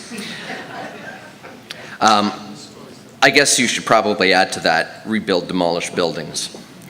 With a stated increase in hauler traffic of 60 to 70 haulers per hour, it is not unreasonable to presume that the number of traffic incidents, both fatal and non-fatal, will increase. Which also means that there's going to be an increase in non-recoverable costs to the town, both in terms of emergency services and road repair costs. And these costs are borne by the taxpayer, not by the aggregate industry. Another issue is that of dust and air quality. In one of the reports that was submitted through the application, it was mentioned that mitigation efforts in dust are either done through intensive watering or chemical dust suppressants during freezing conditions. For me, that raises two issues. First, in terms of water usage, to spray a lot of water to mitigate dust is going to require quite a lot of water. And that's in addition to the dewatering that the extraction sites will require. And all of that excess water, now dirty water, is going to be pumped back into the Credit River. As well, the chemical suppressants that are used, which are presumably calcium, magnesium, and sodium chloride, have the potential to leach into our water supply. And as we just heard, the residents of Ward 1 drink our groundwater. The report states that there's a need for 95 to 99% mitigation, but I'm not sure how believable that is. Anybody who's driven past the pits along Highway 10 leading into Caledon Village will know, especially on a slightly windy day, that there is quite a lot of dust generated by that. Furthermore, any trucks that are coming out of those pits generate a lot of dust. It doesn't seem that that's mitigated at all. There's another issue in terms of blasting and safety. Shockingly, there are no regulations for people hired to blast in quarries in Ontario. You need to have a license to fish in the Credit River. You do not need a license to shove explosive into a hole and blow up a part of our town. Fly rock is a serious concern as a result of that. For those of you who don't know, fly rock is the product of blasting. It's errant rock that that can potentially escape the blasting zone. One of our local residents, Tony Svelka, has done extensive research into its dangers. At the risk of being reductive to his work, it's very bad. Fly rock has the potential to do a lot of harm to residents driving by, to houses, and so forth. At the end of the day, one of the issues before council, though, regards zoning. So allow me to address that. The area in question is currently zoned Agriculture A1 and Environmental Policy A2. So I'm going to circle back to the idea of need. And since CBM and St. Mary's and the rest of the aggregate industry likes to tout projected needs in 10 years or so, allow me to do the same. Right now, California and states in the Colorado River Basin are currently in drought conditions. The water levels are dire. The problem is that's where a lot of our food in our stores comes from. We import a lot of food from California. Because of the climate crisis and other larger geopolitical considerations, this problem is projected to get worse, which leads to rising prices and greater food insecurity. We will need access to food that is close to market. I can't feed my family with limestone. Thank you very much. Thank you, Anthony.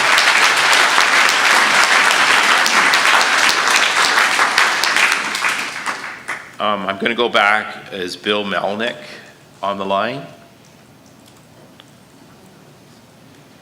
No? Okay, so we'll go to Evan Lewis. who is also virtual. Is Evan there? Star 6 to unmute yourself.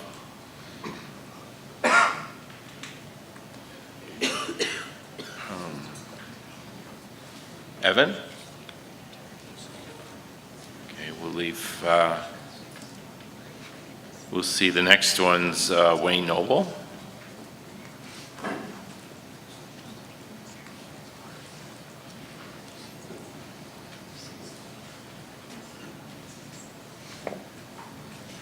Hi, my name is Wayne Noble. Watching your presentation, and I've seen a few of them now, I don't see anywhere along the line where you're talking about active transportation. You showed one slide today showing a railroad track. That railroad is gone. That's what's being referred to now as the CRT, which is the Caledon Rail Trail, which is right adjacent. So what are your plans for that, with it right beside it?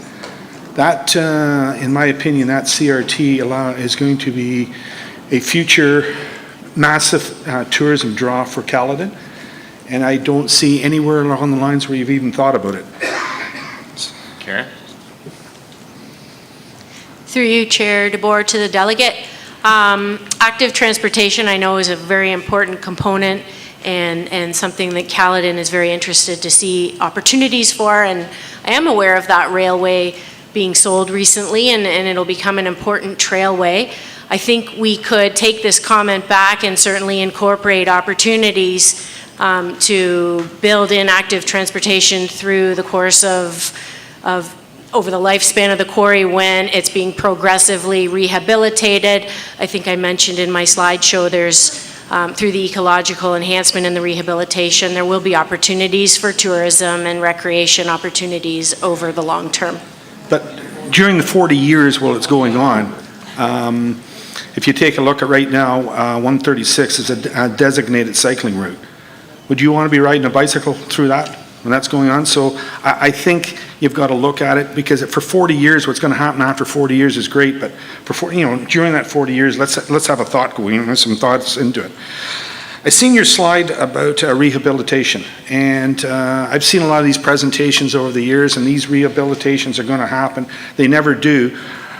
Are you prepared to put securities up front to ensure that they are? Because what happens in the end, everybody's got good intentions, and then the land gets sold off to a numbered company. That numbered company goes bankrupt, and the taxpayers are on the hook. Karen? Through you, Chair. Yep. I think what you're referring to are things that happened a long time ago in this province with respect to people walking away. We pay into Please, a torque. we do want to hear the answer, please. We pay into, as an industry, we pay into a torque fee that requires money to go in for rehabilitation and of management of abandoned pits to clean up those legacy sites. But under the Agri-Resource Act, there are very strict requirements for progressive rehabilitation that are monitored by the MNRF, and under compliance reports every year, we have to report how much has been rehabilitated. So that is certainly something that the industry has improved upon greatly in the last number of years. Has it been peer reviewed that the amount of money is set aside isn't going to be enough to cover those costs? Again, the money, sorry, through you, Chair. The money that we pay into for torque is to clean up the legacy sites that were abandoned under the scenario that you're talking about. We have requirements as companies under the rules and regulations under the Agri-Resource Act to rehabilitate our sites progressively. So it's not about banking money, it's about carrying out rehabilitation on a progressive manner and reporting that to the MNRF for each year. Okay. You spoke about vehicles coming in. I understand they're outside contractors. You made a point of one strike, you're out. Why don't you have restriction right from the beginning to say that you have age restrictions on vehicles? It's being currently done. You go to the port of Vancouver. If you got a truck that's over 10 years old, you're not even getting in the port. So instead of waiting for one of these trucks to say, hey, we can't do nothing about it, wait till the wheels fall off coming down the road, why don't you put it in right from the beginning that every truck has to be 10 years and less or 5 years or less. It's no different than what municipalities do with contracts that, if you've got a snow removal contract, you can't be coming in there with plows that are 40 years old. You say that, I don't know what the towns is, but I believe you have to have, all your equipment has to be less than 8 years old, I believe it is. So why wouldn't you put that in, which would be, to me, would solve a lot of these problems up front, would prevent them from happening. Get the junk out of there before they even get a chance to get in. Go ahead. Through you, Chair. Each trucking company that is a vendor in our system actually has to pass, they have to have their safety standards reported to us through that whole procurement system. And so if anything were to go through to our site that didn't match up with that, they would be reported right away from to our procurement group that would not utilize the company anymore. And these companies know that. And so we have very strict trucking standards in our company, and a lot of it has to do with the safety of the company and their record as well, and whether or not we'll use them. But getting back to my question was, would you put it in that, if it's 8 years or 10 years, whatever the standard is, no trucks over 10 years of age are allowed in? For example, they do, like right now in the state of California is like that. You go to Western Canada, the Port of Vancouver right now, no trucks over 10 years old are allowed in. Through you, Chair, if we look at the safety record and the safety inspection reports of the company, getting those trucks safety checked, that is the important thing. The age of the truck isn't important. It's whether or not it passes a safety check, right? So that's what we look for from our vendors. And if they are not able to pass those safety checks, then they're not as part of our vending system. So I guess then why would certain provinces, certain states, certain ports have those rules then, if you wouldn't consider them? Through you, Chair, I can't speak to certain states and certain ports. All I can say is that if I have a 10-year-old car and it's still in good condition and still passes all of the mechanical inspections, then why would I not be able to use it? I can't speak for trucking companies. I can just tell you what we do when we look at our vendors. Okay. Last point, have you considered putting and when you say that 95% of the trucks are going to go east on 24, south on 10, have you considered just putting a road in through the pit, the existing pits right now, to bypass Caledon Village completely? Go ahead. Through you, Chair. We've stated publicly on a number of occasions that we'd be happy to be part of that solution and that discussion, but it involves a number of different property owners, not just us. Okay, thank you. Thank you very much. I've been advised by the clerk that both Bill Melnick and Evan Lewis aren't coming forward this evening to speak. We're going to now open it to members that are here tonight in the room. We've had some really good presentations, and if you want to bring something more and something new to the table, please come forward and state your name for the record. Please come forward. Just state your name as it's being recorded. Thank you. Good evening. My name is Linda Lundstrom. I live on Green Lake, which is a kettle lake, thousands of years old, that is about 1.8 kilometers from the proposed site. It is a lake filled with crystal clear water that is all spring fed. A beautiful spot. When I saw the CBM slide about how the rehabilitation of this quarry is going to look, what it's going to look like, I went, wow, gorgeous, nice deep lake. I'm a swimmer. Bringing people up from the city to have a place to swim, a recreation area. But my question is, CBM, can you give us examples of land that you have rehabilitated to look like the slide that you showed us? Can we go and visit these places and see what you have actually done? What are their addresses? Through you, Chair. There are many examples of our sites that we've rehabilitated on our website, Caledon Quarry, cbmcaledonquarry.ca. So we've again provided those examples on our website for you to take a look at. Really, can you just name one that I could just know where in my head where it is? Sure. There's quarry in Aurelia. There's our quarry. That you up have in- rehabilitated? A portion of the quarry progressively rehabilitated, yes. Osprey up in Collingwood area has been partially rehabilitated. Lots of our pits in Sunderland, in Aberfoyle. We have Okay, so lots of thank you. different examples. Thank you. So why don't we all agree that a bunch of us will go up and look at these places and see if we feel that they're the beautiful oasis that CBM is claiming they will create as a result of their quarry. I have a document here that was created by Tony Savelka. Tony is here tonight. Tony, would you please stand up? Here, no, that's not, Thank continue you. with your presentation, please. No, I'm just identifying a person that is the creator of this document, okay? Tony has created a document that's called Votarantum Cementos St. Mary's CBM Corporate Rap Sheet, a colorful and disturbing history. Votarantum Cementos is a Brazilian company that has a rap sheet that includes so many violations of environmental rules, environmental agreements that they entered into all over the world. They have a track record that if this was a person that was applying for a job and you looked into their criminal record, you would wonder why they were even out of jail. As my dad used to say, these people are crookeder than a dog's hind leg. They violate their agreements, they pay the fines, and it's part of their doing business. This is not the kind of company that we want to allow in this country, let alone in our beloved Caledon.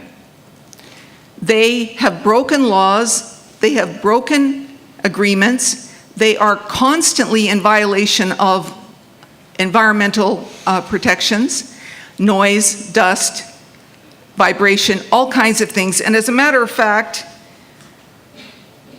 on March the 21st, 2023, 20-year-old Mitch Watson, a worker at St. Mary's Cement blasting quarry operation in Bowmanville, was discovered trapped under a large piece of metal, and that 20-year-old lost his life. Fly rock is a real issue. It is definitely something that we need to be thinking about, and there are homes in that area, and there are thousands of people visiting Forks of the Credit Provincial Park. Forks of the Credit Provincial Park is within the area that Tony's study has determined could be hit by fly rock from this quarry. People going to the park for a picnic.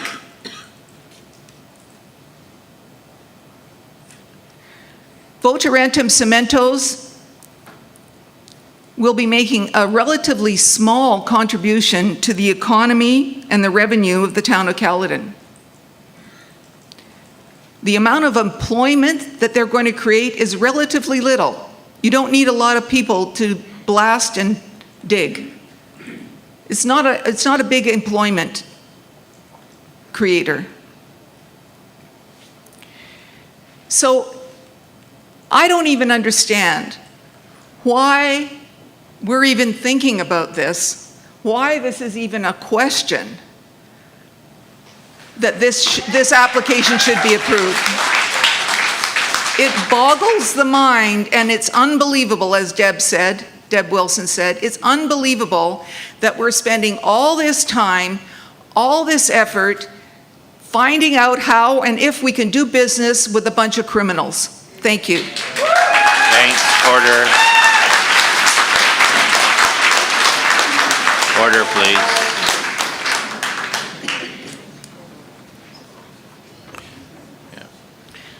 Good evening, Council, members of public, staff, CBM, and Glenn Schnarr. I'd like to, can you hear me? Okay, is that better? Awesome. This slideshow, is it possible that we get it back up onto the overhead, if you don't mind, please, Chair DeBoer? Can we, the original slideshow from the Yes, please. delegation? Yes, please. Yes. Not the delegation, I mean, from Glenn Schnarr Associates. Yep. Please? Which slide page would you like to see? The one that says summary on it. Okay, is Patrick? I can't, there's no page number, sorry, I apologize. This one? Okay.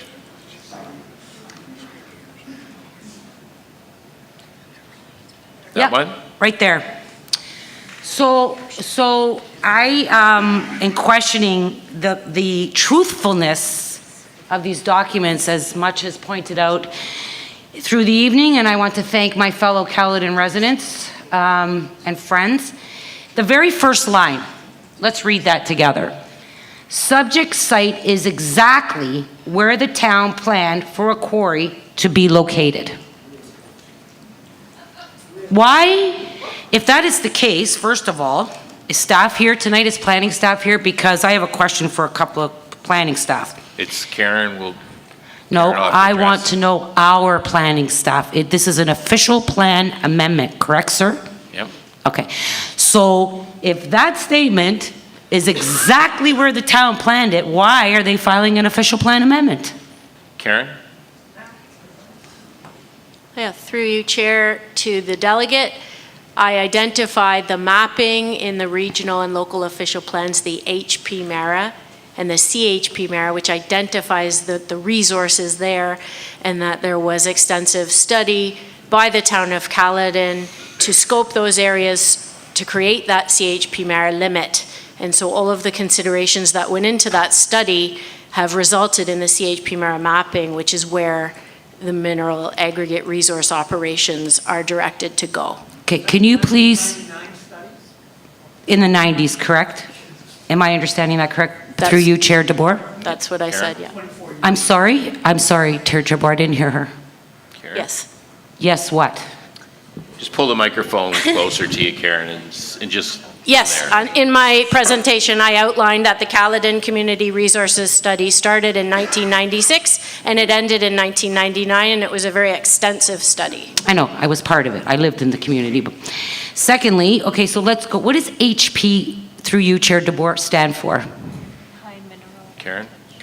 Through you, Chair, high potential And what mineral does- aggregate resource area. Okay, so what does the other one stand for? C? Caledon, high potential mineral. What is the aggregate. definition, through you, Chair DeBoer, to the applicant of potential? Karen?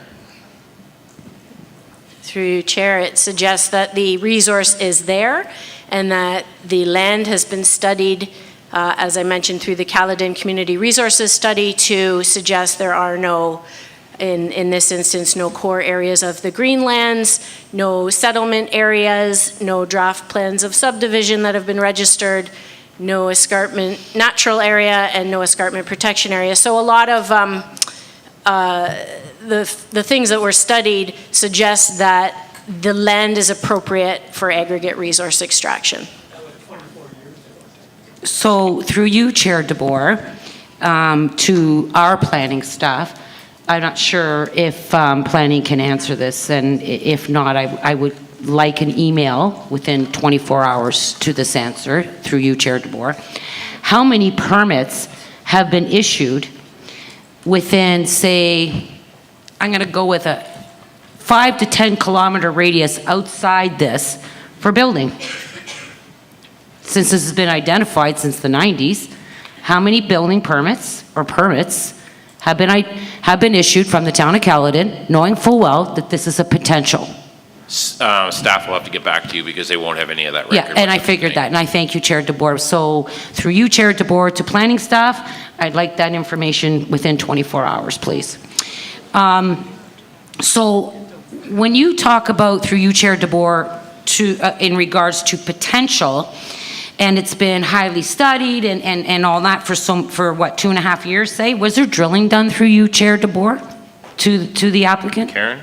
Through you, Chair, yes, there was. CBM undertook some drilling. There were notices sent out to the community in, I think, late 2019, early 2020, where... No, I'm talking about in the 90s. Sorry to interrupt. I can't speak to that. Pardon me? I don't know if drilling So was we done don't in the- have that information, correct, through you, Chair DeBoer? No, but when staff come up with a report, they'll be able to provide Okay, but this all is the a public information meeting, and This is a again, we're public here to get... This is a public information meeting for the applicant to present to the community. If there's questions about staff process and staff, questions directed towards staff, they will be included in the staff report when they This have is a a chance to public put it together. information meeting for the public to come and ask questions, whether it's for the applicant or staff. This is a It's public to- information It's an official, meeting. with all This due is a respect, public Councillor DeBoer, information I am meeting speaking, I would not for interrupt the you. applicant to present their application of their proposal to the community. And get comments from the community so that they can be taken into account as this process moves forward. It's a public information meeting, I agree, for the applicant to present, I agree, but the public is here to inquire. It is their lives that are affected. So, having said this, Councillor DeBoer and Chair, again, the public has questions. And unfortunately, we're in this position again, sadly, that we're not getting answers. So I thank you for, saying right off the hop that you're going to have a second PIM, and I appreciate that. It's too bad that we don't have that going on in other situations, but we'll leave that alone for another day. There will be a second public information meeting, and the questions that are asked when they've had a chance to go through the reports, the questions that have been asked tonight will be covered. When who goes through the reports? Either peer-reviewed or staff going through the reports that have been presented to the staff. You're talking Caledon is going to get these reports peer-reviewed? Some of them are going to be peer-reviewed. Some of them are also going to be staff-reviewed as well as peer-reviewed. And we will have that information, we will have the peer-reviewed information before the second PIM, Councillor DeBoer? Mm-hmm. That's great, thank you. I'm going to go to the finances like I always do. Through you, Chair DeBoer, to the applicant. Financially, how is this going to benefit us? Revenue versus costs. Karen? Sorry, you're asking how it's going to benefit the community? Yeah. Well, no answer that I provide, sorry, through you, Chair. No answer that I provide you is going to satisfy you. I could give you the torque. Order, please. Torque fees are going to be on each ton. Taxes are going to be there. Employment's going to be there. Order, please. And I've mentioned this on numerous virtual calls as well. So I know that's not. It's a little solace for you, but that's the answer there is. Okay, You just. Councillor DeBoer, When the question is asked, you specific... do need to allow them to answer. You might not like the answer, but we do want to allow the answers to happen, please. We do need to have a certain amount of decorum. Thank you. Are you talking directly to me, or are you talking to the room? I'm talking to the group. Okay, thank you. Through you, Chair DeBoer, that's not the question I asked. I asked specifically about one subject, and that was the finances. There's a cost, there's revenue, and there's costs. How is that going to benefit us as Caledon residents? Through you, Chair. Are you asking me what the revenue is to the Caledon residents?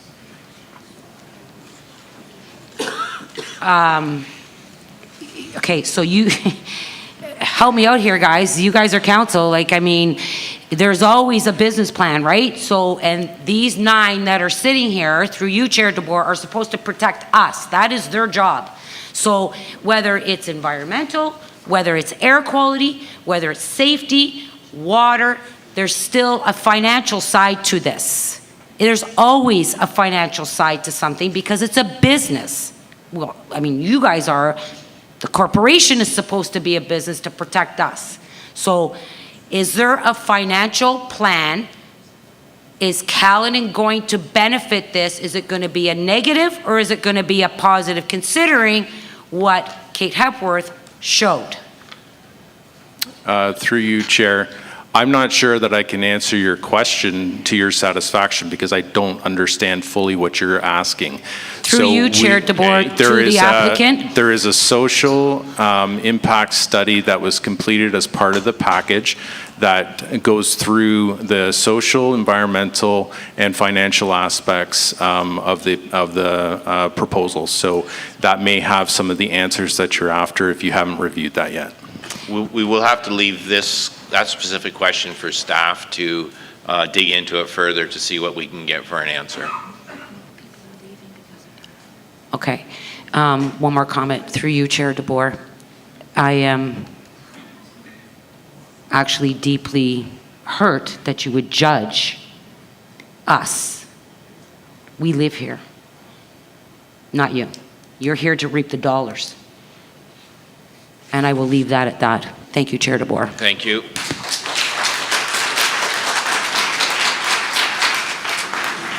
Please step forward and state your name for the record as is being recorded.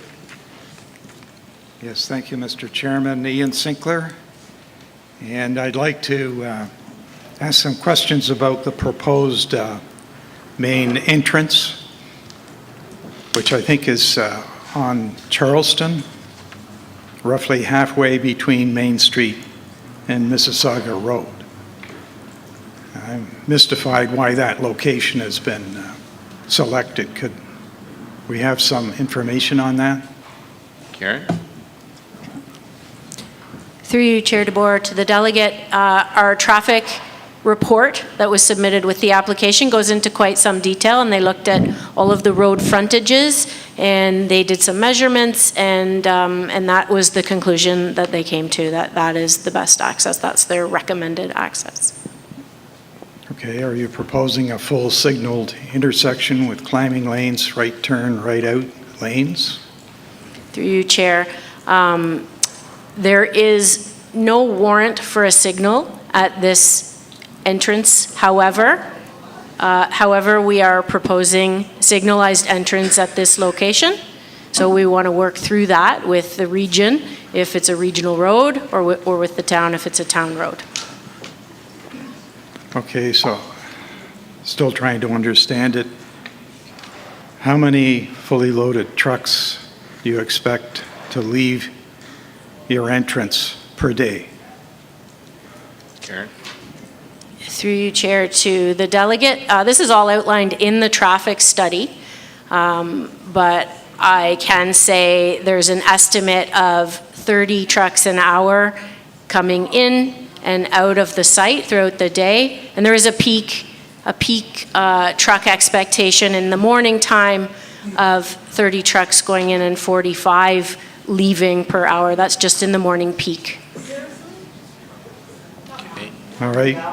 Go ahead, Ian. Well, I express a concern that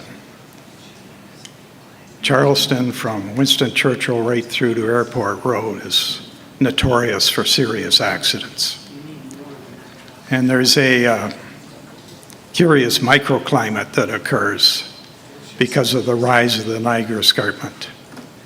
So roughly from Escarpment Side Road, just below the brow of the escarpment up to Beech Grove, there's often a thermocline in temperatures.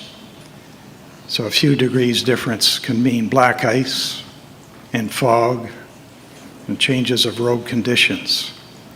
And I think that's one of the reasons that Charleston has these level of serious accidents. And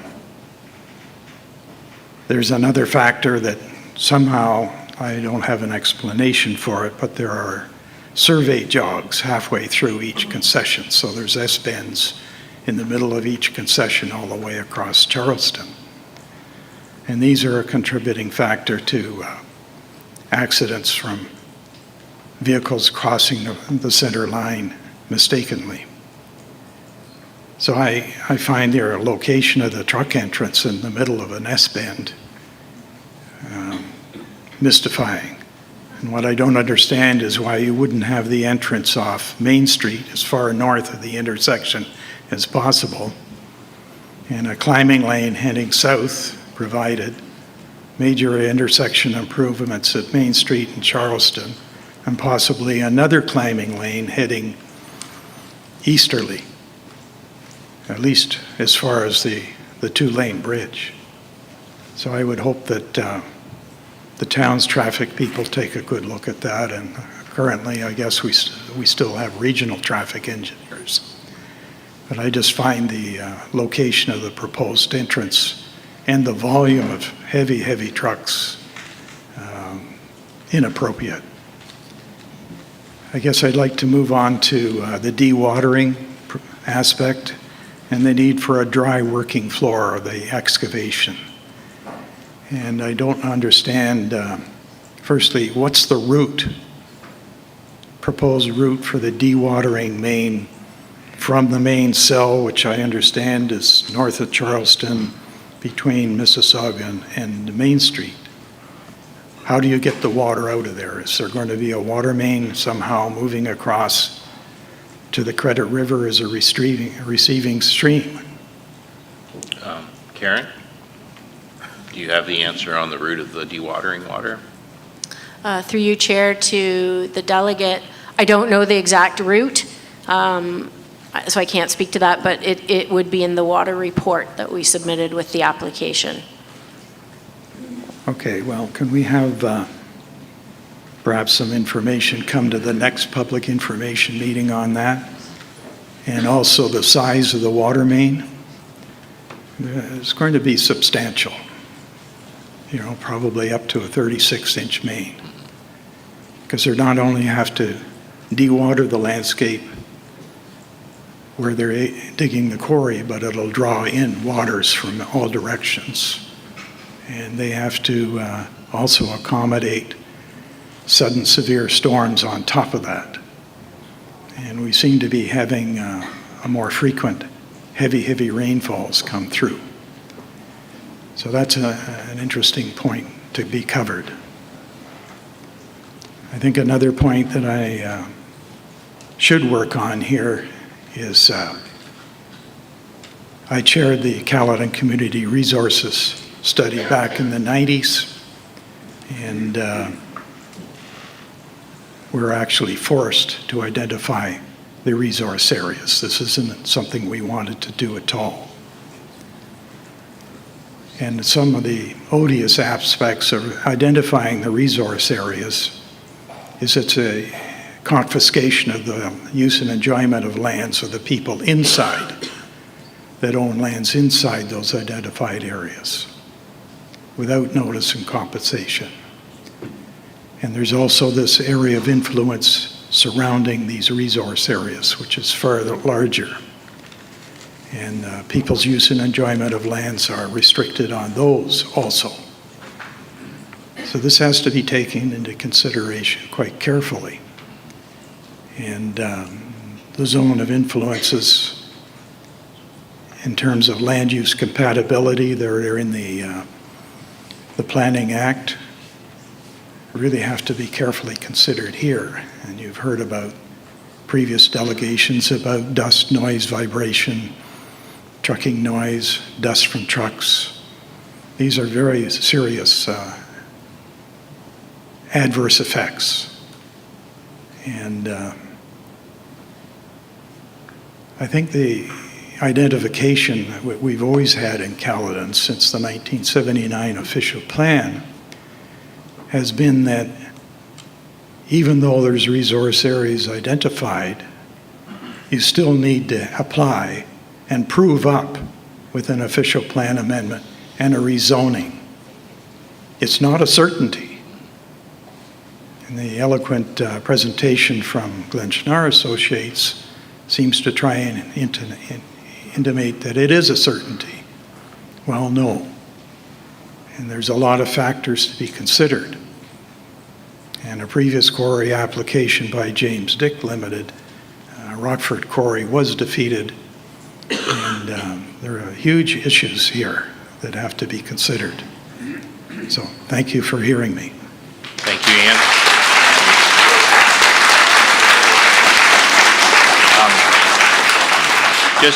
Just so that everyone knows, staff are recording the questions, and the answers will be posted on the website, on the dedicated location for this application. And if they need answers through the applicant, they will be getting those, and they will be posted as they become available. Please state your name, and then go ahead. Absolutely. My name is David Ferry, and thank you for giving me the opportunity to speak.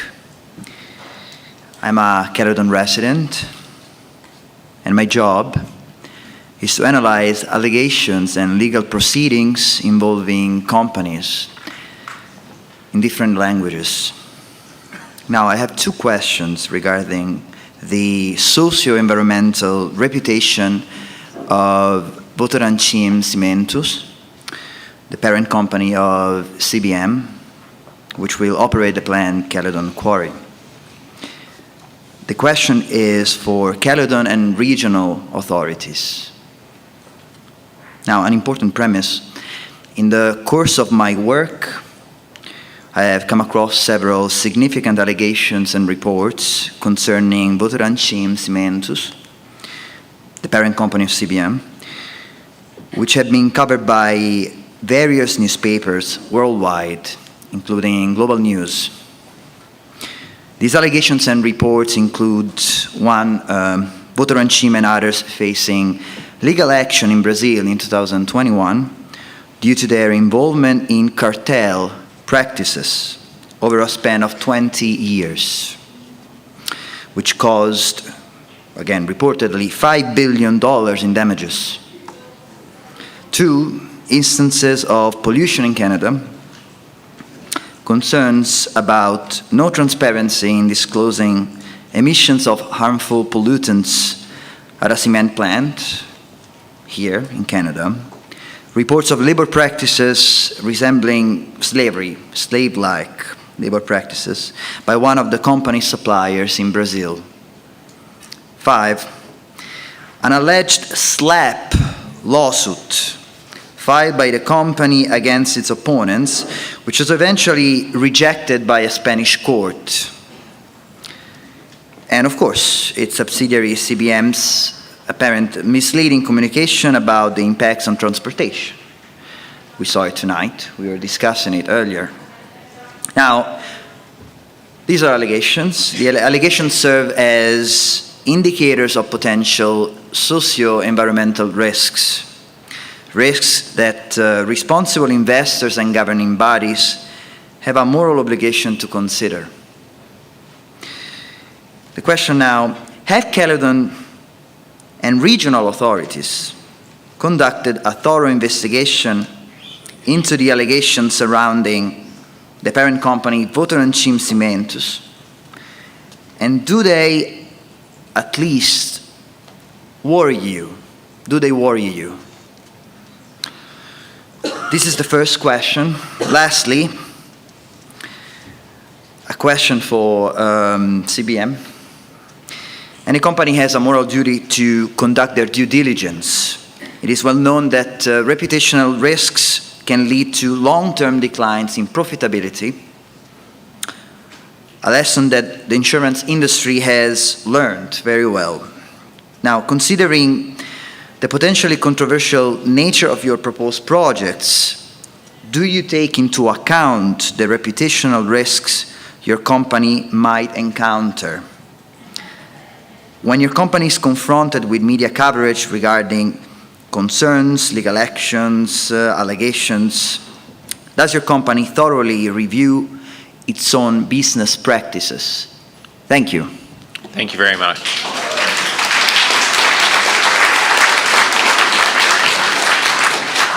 Karen, did you want to answer any of the If possible, first, Chair, through you, but if any the authorities would like to answer first, if...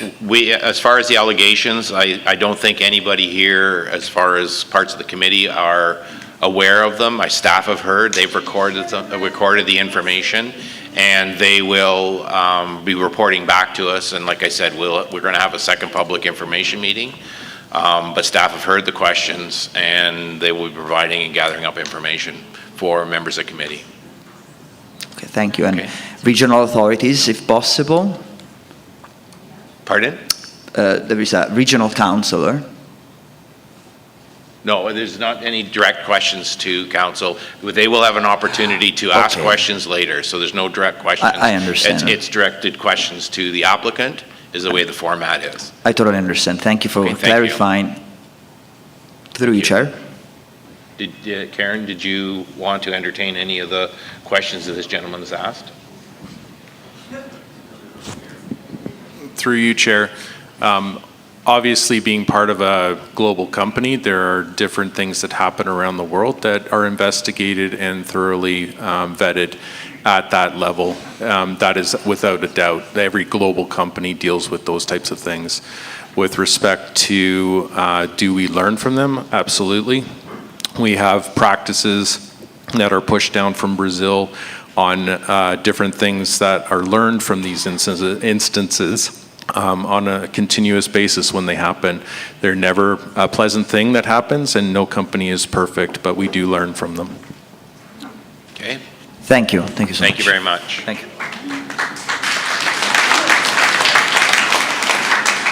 Please come forward. Just state your name for the record as it's being. Yeah, my name is Austin McGuire. I'm a Caledon resident. I was brought up to... Step closer to the mic, please. I was brought up to believe in democracy.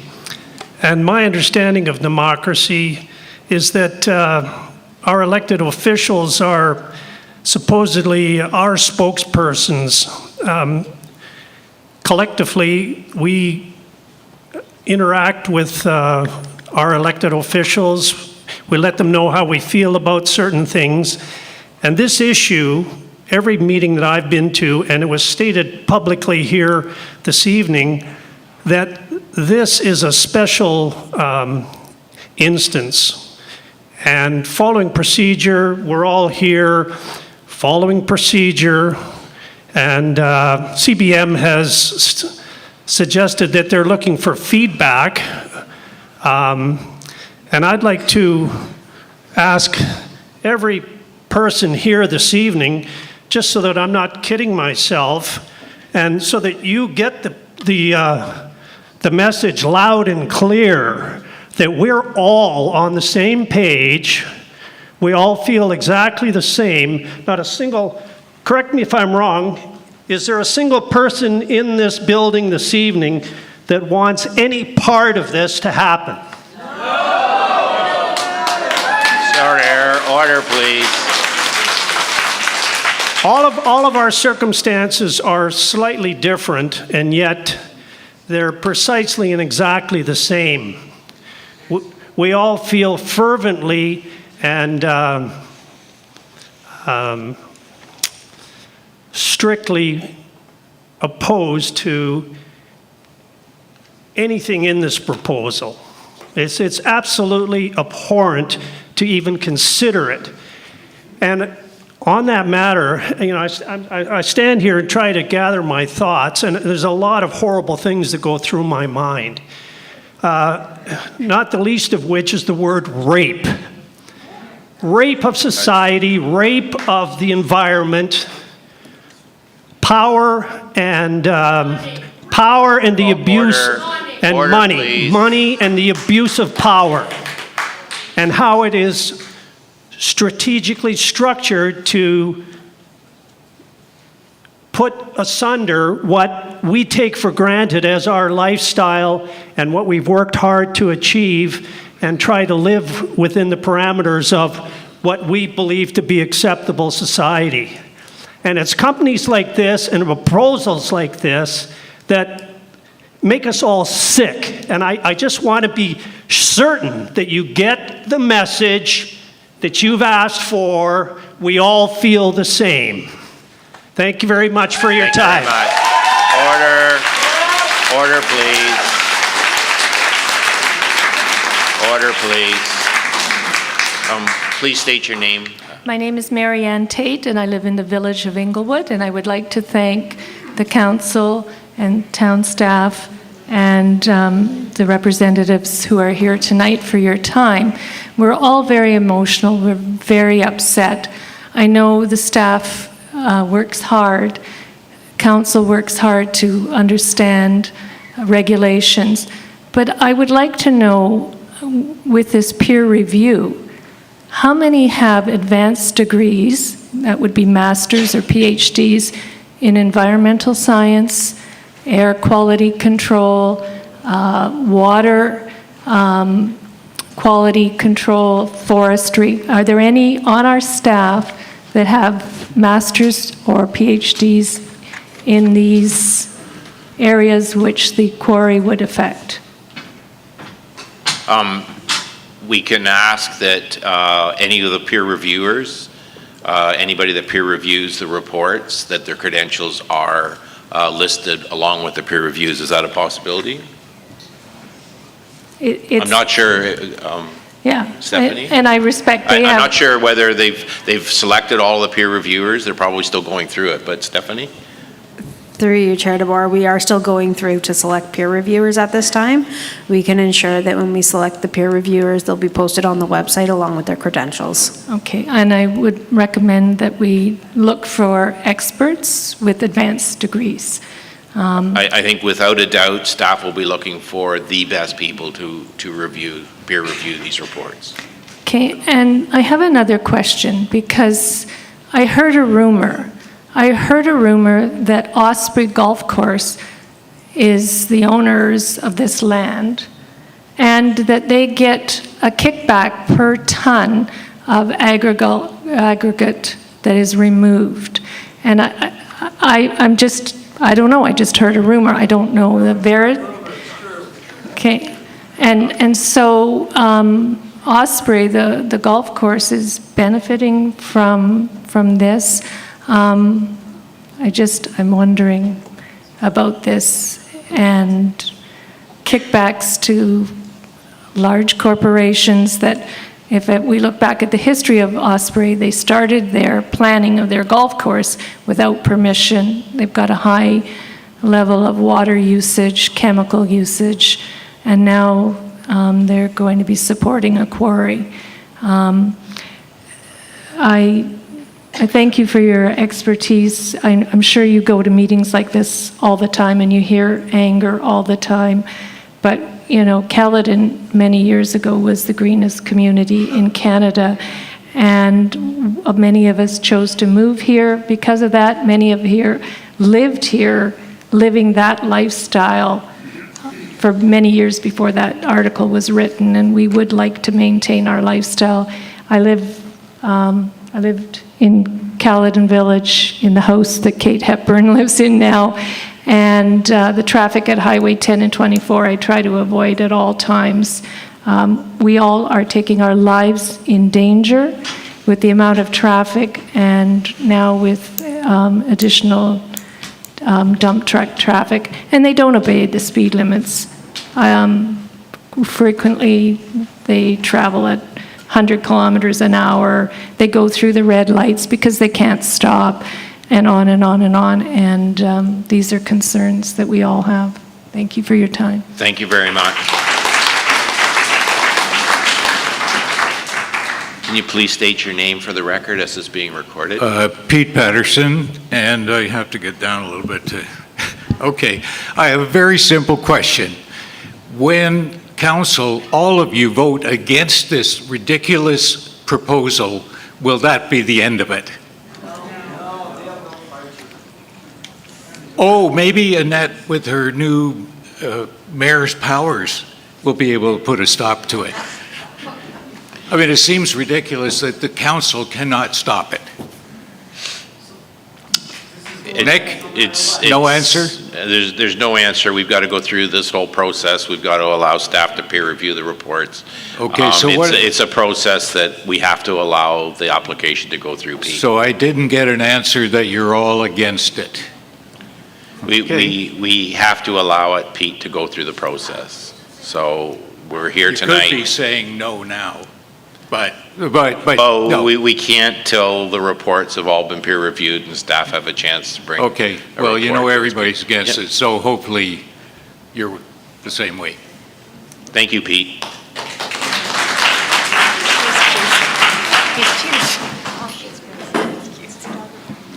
I want to thank everybody Please state here your name, for, please. this evening and everyone's patience. I'm going to try and... Can you state your name, please, for the record?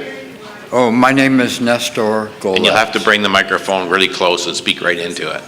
Oh, my name is Nestor Golez, sorry.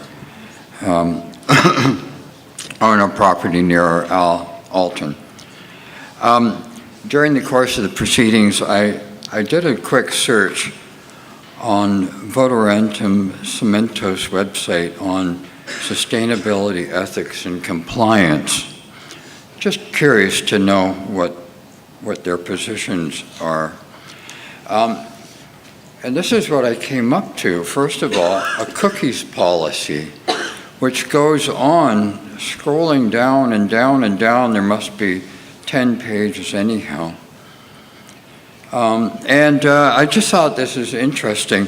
They want me to know that and agree to recording my personal data, which includes my IP number, location information, date and time information, device information, browser information, language information, country information, city information, information of source location, operating system information, service provider information, display resolution information, pages visited, time spent on pages visited, acquisition information, behavioral information, and it goes on, including my age and gender. How is this material used? The transfer of your personal data related to your company visit, register, may be transferred to the following persons and organizations: law enforcement offices, courts, prosecutors, institutions authorized by law, lawyers working in the company, board of directors and executive boards of the company, and so on and so on. To what end? To protect the surety of life and property of those within the organization, sharing evidence with the institutions authorized by law, with the courts, and with prosecution offices in violation of relevant legislations. Excuse and so me. on. So basically, before I can even find out what this company's sustainability, ethics, and compliance information is, I'm being I've been scrutinized in anticipation of some kind of horrible action that I might undertake. This tells me a lot about the company. It's fear of the people who want to learn even the most basic information about their ethics and compliance. And in consideration of all the other legal challenges and convictions that this company has faced internationally, I think that says an awful lot about the organization we're up against. Thank you. Thank you very much. Please state your name. Yeah, my name is John Rutter, and I'm a resident of Caledon. Mayor Groves, Chair, council members, staff, fellow residents. This gentleman and this lady kind of took the wind out of my sails relative to what I wanted to ask and talk to you about tonight. But I remember back in the day when due diligence used to be a favorite expression of certain members of council. What I'm hearing from people that have spoken before is I certainly am starting to question whether our staff have done their due diligence relative to the Brazilian company that we as a town are thinking of getting into bed with. And I asked my question to the delegation from CBM. I was unaware that this Brazilian company was in fact your parent. However, having said that, do you know, being kind of a news junkie, every time I see Brazil mentioned on the television relative to environmental issues, it is not good news. And what I zero in on, have you any knowledge of your parent company being involved in illegal mining in Brazil, which is certainly polluting so many waterways and rivers, and also the clear cutting or the the deforestation of the Amazon rainforest, which doesn't only affect Brazil because of the importance of rainforests, it affects the whole world. Do you have any knowledge of your parent company being involved in any of these activities? Go ahead. Through you, Chair. As much as you do with a Google search, we are part of a global company, as I said before. We are also part of St. Mary's Cement, which has been in Ontario for 115 years. So Votorantim is a company that buys other companies and lets them continue to run locally.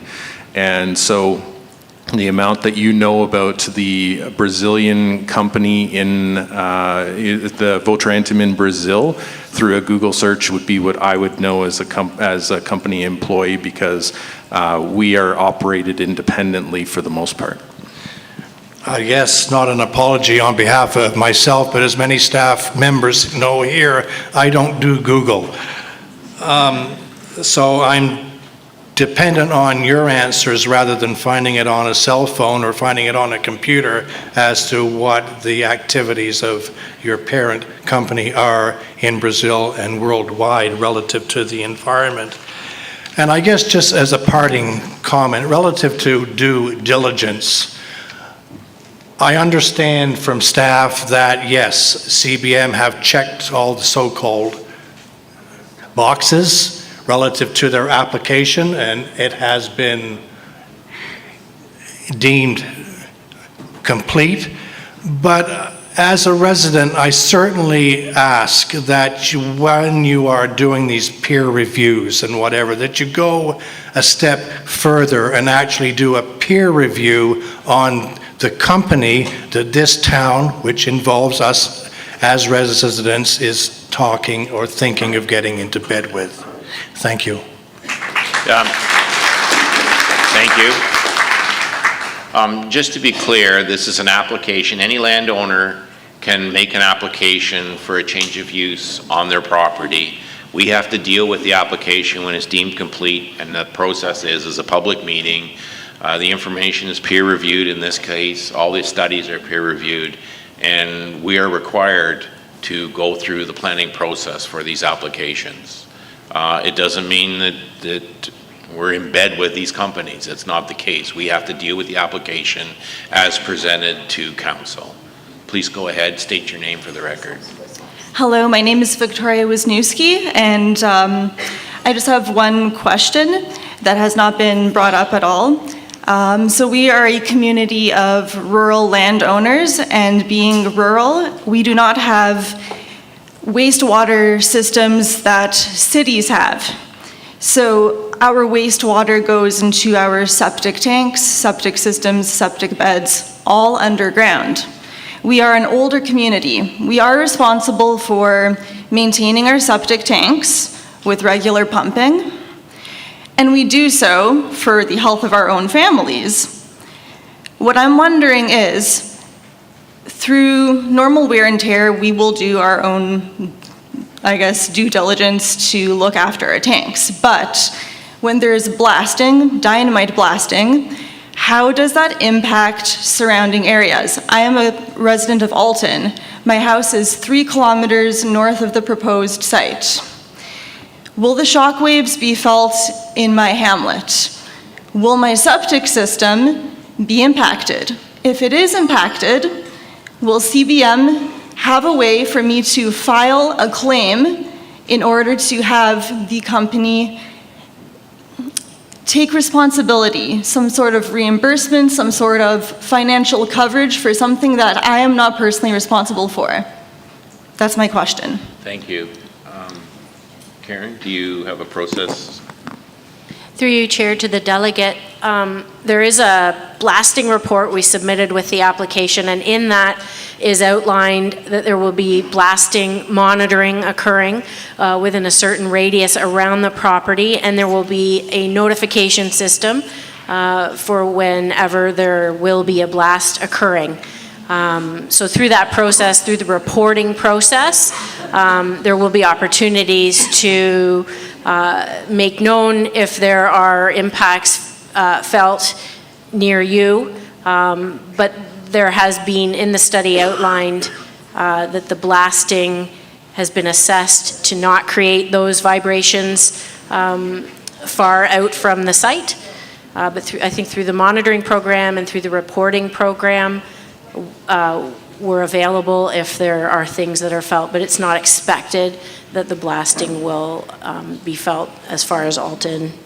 Okay, thank you. So it is not expected, but in the event that it does impact any surrounding landowner, is there a way to protect or to, I guess, to, I don't know what are the words.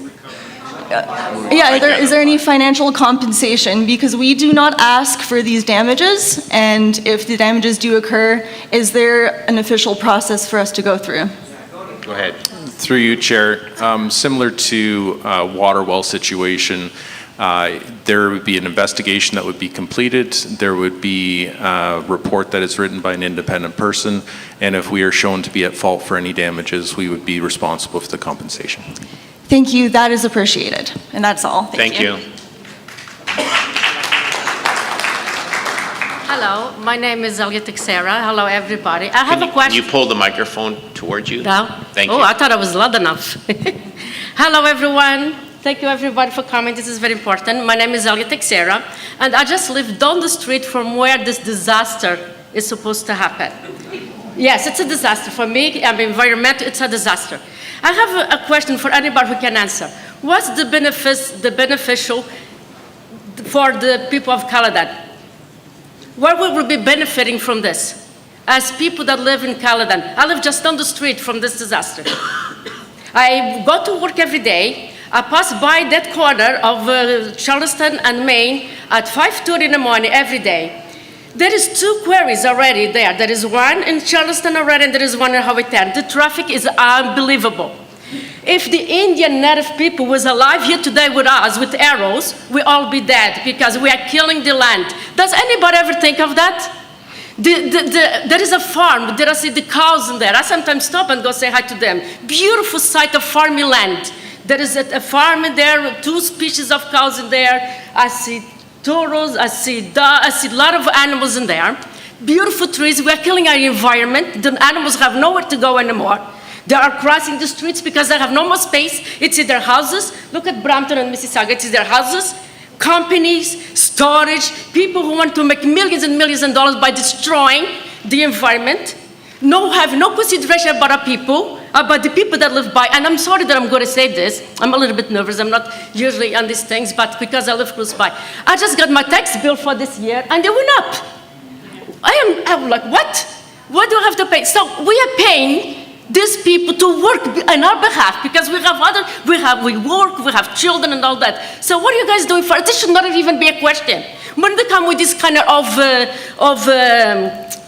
applications, whatever, you should say, you guys should all get together and around the oval table and say, okay, we have to think about the environment, we have to think about the people. What is good going to come out of this?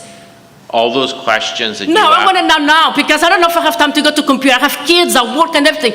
But you, smart people that are working for us, you advocate for us, what good is going to come out of this? If it is up to me and to the Lord, as He is my witness, this will never going to happen. We are destroying our environment. We are destroying our lives. We are destroying our everything. I don't see no benefits coming from this. Does anybody see any benefit coming from this? What is coming from this? Nothing. I'm sorry that we are upset. We are even angry that you guys even consider in wasting our time to come here for an application like this. This is all about the money. Money. And you can roll all your eyes as you want. And okay, you can look at the ceiling, you can look sideways. I'm sorry, let me finish. I did not interrupt you. This has no benefit for nobody. It's already 2 quarries in there. It's going to be 30 to 40 trucks an hour. Are you kidding me? Think about the people's life that live in there, that have agriculture in there, that there is no much land farm left. Is there any land left anymore? You go to Mississauga, there is not even a park for kids to play anymore. Brampton is becoming the same thing. You move, you can look up in the ceiling if you like, that's okay. You move to up north to have a nice quality of life as much as possibly can. And what happens? They come with this kind of stuff. Are you kidding me? This is the way we pay our taxes for this kind of stuff. Come on, you have to think about the people that vote for you guys. As I said, anybody can put a request in for an It should not be considerate. It should not be even a consideration of that. You should say, I'm sorry. Under the Planning Act, excuse me, under the Planning Act, that is the process. They can put in an application. There's a process where it's evaluated. Staff will write a complete report answering a lot of the questions that you have, because the questions you ask are the same questions that we're going to have. And those will be answered in the staff report, and at that point in time, and it's after the next public meeting. Sorry, I want to ask you one question. Decision. Okay, let me just ask you, who makes the final decision? Council will make the final decision. And who's the council? Okay, I rest my case.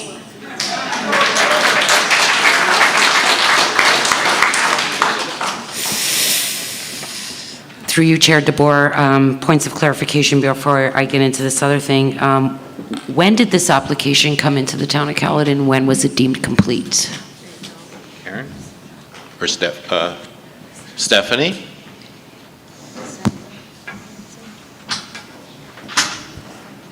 Through you, Chair, the applications were received by the town on December 16th, 2022.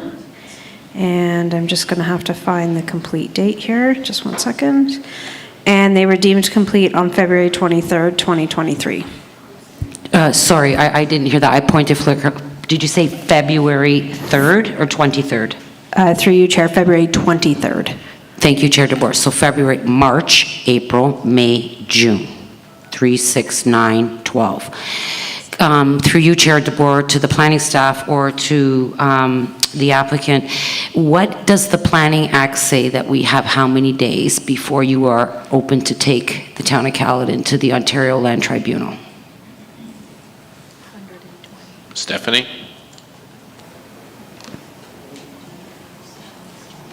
The appeal period is 120 days for an official plan and zoning bylaw amendment application. So February 23rd, March, April, May, June. So the 23rd of June, which is what's the date today? So we have 2 days. They have the opportunity to take us to OLT. So Caledon might make a decision. We might have a second PIM, but if they want to push, OLT will make this decision, not us, not you. Just for points of clarification, in May of 2022, I believe it was the 24th, you passed a bylaws 2022-087, moved by Councillor DeBoer, seconded by Councillor Kiernan, in regards to air quality. And I want to thank Mayor Groves for bringing that up. I believe it was last week, if I remember correctly. And it was a unanimous vote to say yes. However, then there was an article in the Caledon Enterprise, I believe, the Spectrum, in regards to all of yous taking it to AMO. And Ontario to undertake air quality monitoring study in Caledon to help municipality assess local air quality. So we do have a bylaw, and thank you, who sat on council at that time, for taking it to the province, and now the province took it in. This was all brought on by Mr. Joe Grogan, who presented this at a presentation, and we said this when Canadian Tire came back in the day, and I'm standing here again. So this air quality stuff that the applicant spoke about through you, Chair DeBoer, we don't have our base numbers. So how can these submitted studies be accurate if we don't even have a base? Through you, Chair DeBoer, I would like the applicant to answer that question, please. Karen? Through you, Chair, to the delegate, our air quality report assesses against provincial criteria. Say that one more time. I'm sorry, I didn't understand that. The study we completed, the air quality study submitted with the application, considers provincial criteria. So through you, Chair DeBoer, then the meaning of the motion that council passed and went to AMO with, does that not supersede the province? I'm going to go with possibly no. Am I understanding this correctly, Chair DeBoer? I guess I'm not sure what the question you've asked. Does it supersede, does Caledon's motion, taking it to AMO, talking to the minister, the province agreeing to our air quality test, according to the applicant, it's provincial standards. So the question is, and we all know it comes from top down, right? The feds, to the province, to the region, to the municipality. That's how it works. So does that motion that I just read, 2022-087, does that, it has no validity then, correct? If the province... That motion was to ask the province to do, and the minister approved, to do an air quality monitoring in Caledon. I think there was 2 locations. I'm not sure if Carrie, whether you have information or if somebody has information on the locations, but that's totally I have separate. the information. Okay, so... But I'll let Mayor Groves answer if she wants to, whatever. Yes, it was Bolton and Caledon Village where they were going to monitor. Correct. Thank you. So again, if we've passed a bylaw and you've taken it to the minister agreed, we have an applicant, doesn't matter who it is, coming forward saying that they met provincial standards. So does that push our bylaw out the window and our ask to the province versus what they have submitted? First of all, it's not a bylaw. It's actually them doing the monitoring of the air quality in Caledon. I'm not, if Karen can explain the air monitoring that you're talking about and where you use provincial standards, and But what that's you not mean by the that question. statement. That's not the question. Karen, go ahead. If it helps, through you, Chair DeBoer, to the delegate, we, through the air quality study that we had completed, there was monitoring undertaken both on-site and there were some government-owned stations that were monitored as well. So it was a cumulative assessment of air quality in the area. And when was that done through you, Chair DeBoer? Karen? Through you, Chair, it started in October 2021, and it's been going on ever since. So And the report we submitted in December 2022 represented a full year's worth of data. Perfect. Thank you for that clarification. Through you, Chair DeBoer, right in the pandemic time when there was not a lot of cars on the road, everybody was working from home. We still have people working from home. And for a point of clarification, Chair DeBoer, this is a bylaw. It's in your minutes. I have it right here. So in order to ask the province, you have to create a bylaw. So I'm still confused on who supersedes what, and maybe we can get clarification on that in regards to through staff for the thing. But at the end of the day, Caledon won't make this decision. OLT will.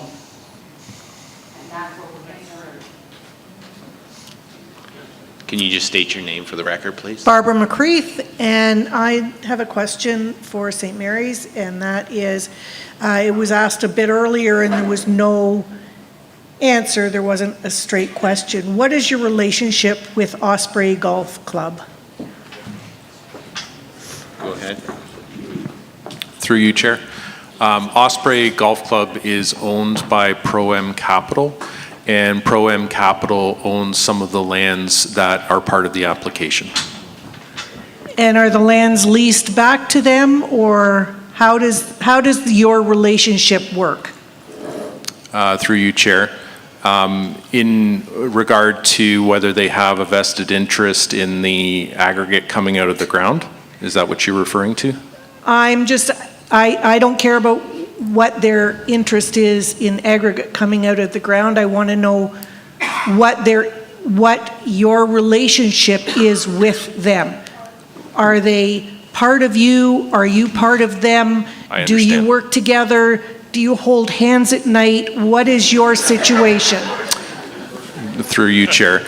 No, my wife would be a bit jealous about that, but no, our relationship is that they own part of the land that makes up this application. We don't have a vested interest in them. They don't have a vested interest in us. They own part of the land. We own part of the land. We applied for the application with their obviously their knowledge and with an agreement in place with them. Okay, thank you. Thank you. Well, maybe I can clear up some of that misunderstanding.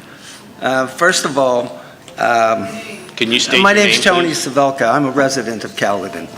And first of all, in 2003, they bought the 187 acres in the southwest quadrant of Cataract Road and Charleston Side Road.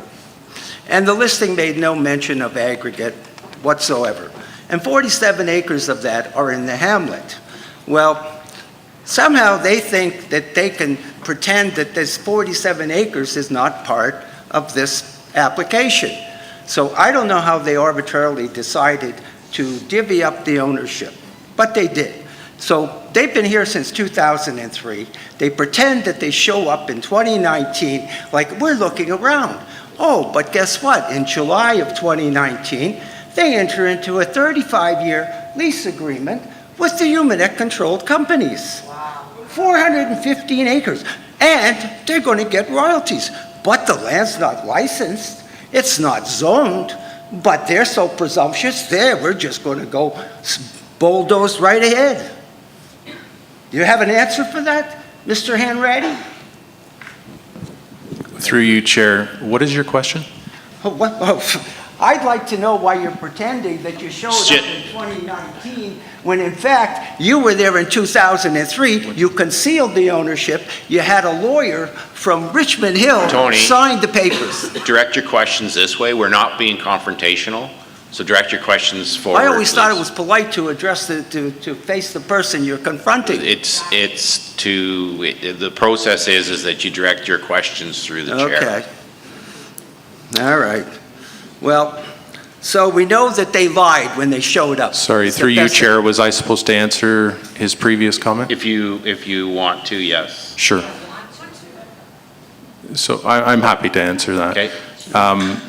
Mr. Svelka, we did buy land in 2003. We never claimed to just show up in 2019, so I don't know where you got that information. I actually phoned the realtor. Excuse me. Let him finish, please. Okay, Tony. please finish. It takes time to assemble land, and so since 2003, we assembled land all the way up until 2019. So that's how it worked out. You concealed the ownership. You concealed it, and people didn't have an opportunity to bail out at the time. If we'd known that they were coming, we would have left, just like a lot of people, because we're not going to live next to some blasting quarry. And Fly Rock, ask him. Fly Rock's never going to leave the property. I want to know how. Is it going to shoot it down with some miraculous thing like the Israelis have, this dome shield? Oh yeah, Fly Rock is rare, really? Fly Rock can't leave the property. Well, they keep telling you that, but it's not true. The statement is simply not true. Fly Rock is an inevitable byproduct of blasting, period. You cannot stop it. And the only way you can protect people is either you create on-site, you put on-site setbacks and then off-site separation distances. And that's the other thing. With the seismographs, they think they're going to put seismographs on other people's properties. Last time I looked, that was called trespass. The seismographs to measure vibration have to be on the property line, their property, not the neighbor's property. And vibration is considered a contaminant under the EPA. And Fly Rock is considered a contaminant under the EPA. And none of these things are addressed. And the impacts for property values are just off the wall. That's not addressed in any of their studies. And they pretend like they've done something. Every one of their studies, they make these speculative statements about, there'll be no impacts. Really? Well, where are the independent studies? Where are the proximity studies? There are none to be found. All their studies make these grand statements, there'll be no impact. That's all. There is no substance to these studies. And when they talk about 40 years, well, that's not accurate. Do you know that they have a 100-year first right of refusal of hundreds more acres there? Does that sound like they're going to hang around for 40 years? I don't think so. They're going to be there forever. But they're not telling you that. And why aren't they disclosing that? What do they have to hide? And by the way, in the early 80s, you know, they wanted to put a subdivision where we are. You know, there was a pilot, Grenier, and he became Pagebrook Developments. Well, they had approval in the 47 acres to put, all they could get was 40 lots.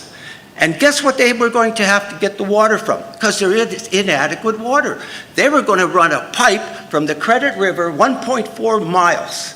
Well, they didn't move fast enough. The conditional approval expired. And then somebody got a wake-up call and said, oh my God, what are we doing? Because they realized how ridiculous it was. Well, if we didn't have enough water then, how the hell do we have enough water now? And we get flooded out every year. Most of the homes flood. And the town, I know the town knows, they have to come out and clean out our ditches every spring. And a number of those homes flood. And the water is all over the place. Some people are 10 feet down. Some are 170 feet down. 3 people in our hamlet are on, cisterns. And, you know, it's just endless. So I don't understand how they can pretend that there's going to be no impact whatsoever. It's just a bold-faced lie. And frankly, if anybody would like my studies, because I've been studying this for 3.5 years, the aggregate industry, was never on my bucket list. And it was certainly not something I intended to do during my retirement. But nonetheless, I've done it. And if anybody wants my studies, and my studies have been published in double-blind peer reviews. I've had 4 papers published. I have a 5th one coming out. And this one's about de facto taking, where they sterilize adjoining land and reduce our property values. So that paper is now, it's coming out in a week, and anybody who wants it, make it available. I have all this stuff. And so, I've got all kinds of research. I could go on for days here, but have you supplied that information to staff? Well, I've been sending information for over 3 years to this council, all these people. I counsel I can't force people to read. All my job has been, for me, it's always been inform and educate, but I can't force people to read it. If you don't read it, then I don't know what to say. Great. Thank you. Thank you very kindly for your time. Thank you. Much appreciated.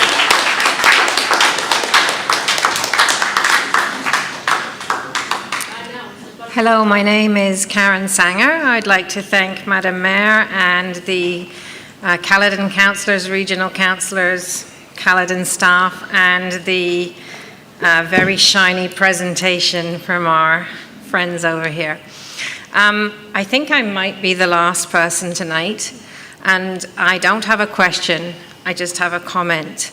And my comment is, councillors, it's ultimately going to be you guys that say yay or nay to this. As you can see, everybody here is strongly opposed to this aggregate being taken from the land that we all live on. It's very emotional for many people, as we've heard. People's houses are devaluing. People are worried about their water. People are worried about their air quality. People are worried about the traffic. I back onto Charleston Side Road. Those trucks come right past my bedroom window. I hear them all through the night. I hear the sirens that go off because I live near the fire station and the ambulance station when those trucks kill people on our roads. We elected you. You help us every day. We've put you in those chairs for a reason, to represent us, to do what we want, what we think is best for our community.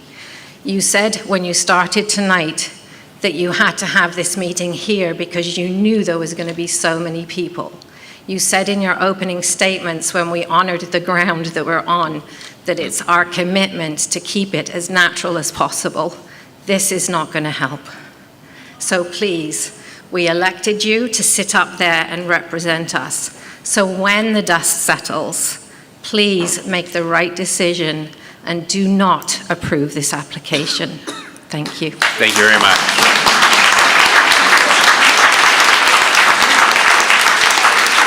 Okay, We do have members of committee who do have some questions for the presenters. We'll start with Mayor Groves. Thank you. Thank you, Chair, and through you, and thank you to the audience that have attended this evening, the residents, and for expressing the concerns that you have. I have a few questions. CBM, you've recently commissioned several peer reviews of key studies. Can you elaborate on this? This was on your slide number 17 of your presentation. Karen? Yes, through you, Chair, to Mayor Groves. CBM, through the course of 2021, 2022, undertook virtual PICs and heard some concerns and questions from members of the public and took it upon themselves to initiate and commission peer reviews for the studies I outlined on that slide. I think it was water, natural environment, blasting, noise, air, and cultural heritage. So those peer reviews are underway already, and I think the town is thinking to peer review them as well. Thank you. It's understood that operations would commence in the northeast corner of the intersection of Charleston Side Road and Main Street. Can you explain what the processing area is and what aggregate recycling means? Karen? Through you, Chair, to Mayor Groves. I believe that the process, that the extraction and the processing starts sort of in the middle of the site, just north of where we indicated the access road would come onto Charleston Side Road. So I'm not quite sure where you may have seen that we start in the northeast corner. And what was the other question that you had? Can you explain what aggregate recycling means? Sure. So aggregate recycling is a process where concrete that has been used in building that is torn down is then processed into new aggregate material that can be reused in different projects. So it's a way of making sure that it's debris like that is not landfilled, but is reused in ongoing projects where it's processed properly. So would it be crushing that? Correct. Similar to the natural aggregate that's in the ground, it would go through a process of crushing down to a smaller aggregate type product. Okay. We heard tonight about air quality. I did see a presentation when I attended the meeting last Wednesday evening for the Forks of the Credit presentation, Forks of the Credit group. And it was a slide or a video that I saw with a blasting that was shown, and this was Burlington, the city of Burlington. There's a proposed quarry there as well. It's actually quite alarming when you see the dust that after the blasting, during the blasting, it's white, then it turns brownish, yellowish type of color. Air quality is an important concern here. We heard about particulate matter, especially fine particulate matter, that is the 2.5 microns. That's the stuff that lodges into your lungs and causes several types of cardiovascular issues, issues with, I wrote down a whole bunch of stuff. Over a period of time, airborne for long periods of time, this particulate matter, this very fine dust, it travels for several miles. So how are you going to address the fine particulate matter and how do you stop it from traveling? Because I don't think you can. And one of the things, just to add on that, is not what you breathe in today, but it's the cumulative impact that it has. And my understanding, you said it's 40 years is your lifespan in this particular location. So just want to know how are you going to address this dust issue, the particulate matter, because it does travel? Karen? Through you, Chair, to Mayor Groves. in the air study, there are best management practices for dust that are outlined as mitigation measures to minimize that dust and the release into the environment, including water spraying and regrading of roads on a regular basis. I've just got a few notes: lowering the speed limit on the internal roads and whatnot. I don't know all of the fugitive dust best management practices document off by heart, but I do know that it's in the air quality report that we've submitted. Yeah, I guess I would like to know that, and through you, Chair, to staff, that would be something that I would be interested in knowing. We talked about the air quality monitoring, and yes, the province did approve that, and we at the town, we approved that, our share as well in our budget. But during this process, who is going to monitor the dust? And how often is monitoring done? Yeah, go ahead. Through you, Chair. Again, this is outlined in the air quality report that dust monitoring is completed on site. It's an independent person that would carry that out. The best management practice document is well laid out with respect to the different requirements that the operation would have to follow. The ARA, Aggregate Resource Act, requires all dust to be mitigated on site. So that through the best management practice manual, that has to be followed by operations. That is how dust is controlled on these sites. Okay, thank you. And can you tell me what is the status of the ARA license? Go ahead. Through you, Chair, to Mayor Groves, the ARA license has been submitted, and it is a process that gets initiated by the applicant, and it will kick off with a public meeting that is yet to be scheduled, but in the near future there will be an ARA public meeting that kicks that process off. Okay. I may have missed this, but can you explain to me the hours of operation? Karen? Yes, through you, Chair DeBoer, to Mayor Groves. The proposed operation, 7 a.m. to 7 p.m. Mondays to Saturdays, with site preparation and rehabilitation only Mondays to Fridays. Okay. And can you tell me, how are you going to regulate that shipping in the evening? Is it for public authority projects only? Yes, through you, Chair. It's limited shipping only for public infrastructure projects. And Potentially. are the extended shipping evening hours extended to Saturdays and Sundays as well?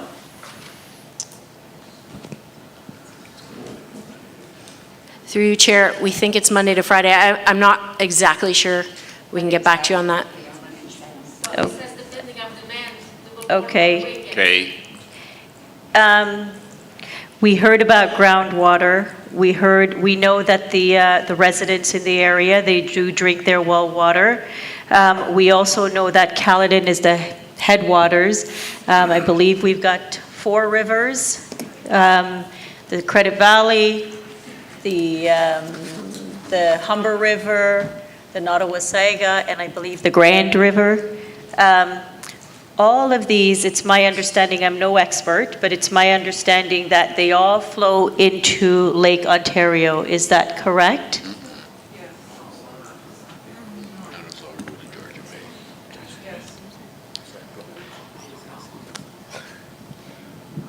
Through you, Chair, Mr. Chair. I'm not sure if one of them ends up in Lake Erie, but most of them go to Lake Ontario. Okay, so my concern is that these rivers all flow into Lake Ontario and possibly Lake Erie. So this is something that wouldn't affect just the residents here in Caledon, but it's residents in other areas as well. So just want to make that note as well, that it's not just the area residents here. And so how will you protect the wells in the area, the groundwater? Karen? Okay, go ahead. Through you, Mr. Chair, to Mayor Groves. We, as part of the water resource report, I believe it outlines that there would be a water well guarantee for the residents so that they would have a process to connect with us. If there is interference in their well supply, we would be automatically looking at providing a temporary water supply while the investigation commences. Once that investigation is completed by an independent well driller or hydrogeologist, the source of that interference is looked at, whether it's us or whether it's the well condition, age, pump malfunction, something like that. If it is determined to be our responsibility, it's up to us to provide an equal, if not better, water supply under the Ontario Water Resource Act. Okay. And finally, Mr. Chair, just wanted to address the fly rock issue. Tony, Mr. Savelka, thank you for providing us with that information. I've learned a lot from the info that you continue to send us. Just for the residents' information, because a lot of questions were raised around fly rock and some concerns around it.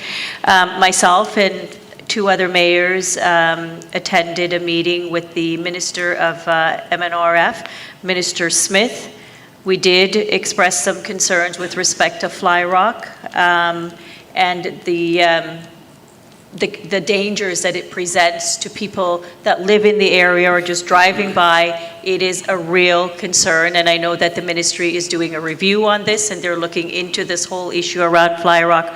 One of the things that we've been asking the minister to do, and we've asked and we'll continue to advocate for it, is the setbacks. And I believe there was a question around setbacks because right now, I don't even know, and somebody can answer that question because I'm not sure if there's even a setback, a minimum setback with respect to fly rock. I have no idea, but in any case, one of the asks that we asked the minister to do and to consider is to consider 1,000 meters in the setback from any of these sites. So just for some information, and we will continue to follow up. And I think my final question is, how are you going to protect the area residents from noise, vibration, fly rock, and wild fly rock? Go ahead. Through you, Mr. Chair, to Madam Groves, Mayor Groves. We are a very highly regulated industry, and we have to design our extraction in such a way that it meets provincial guidelines.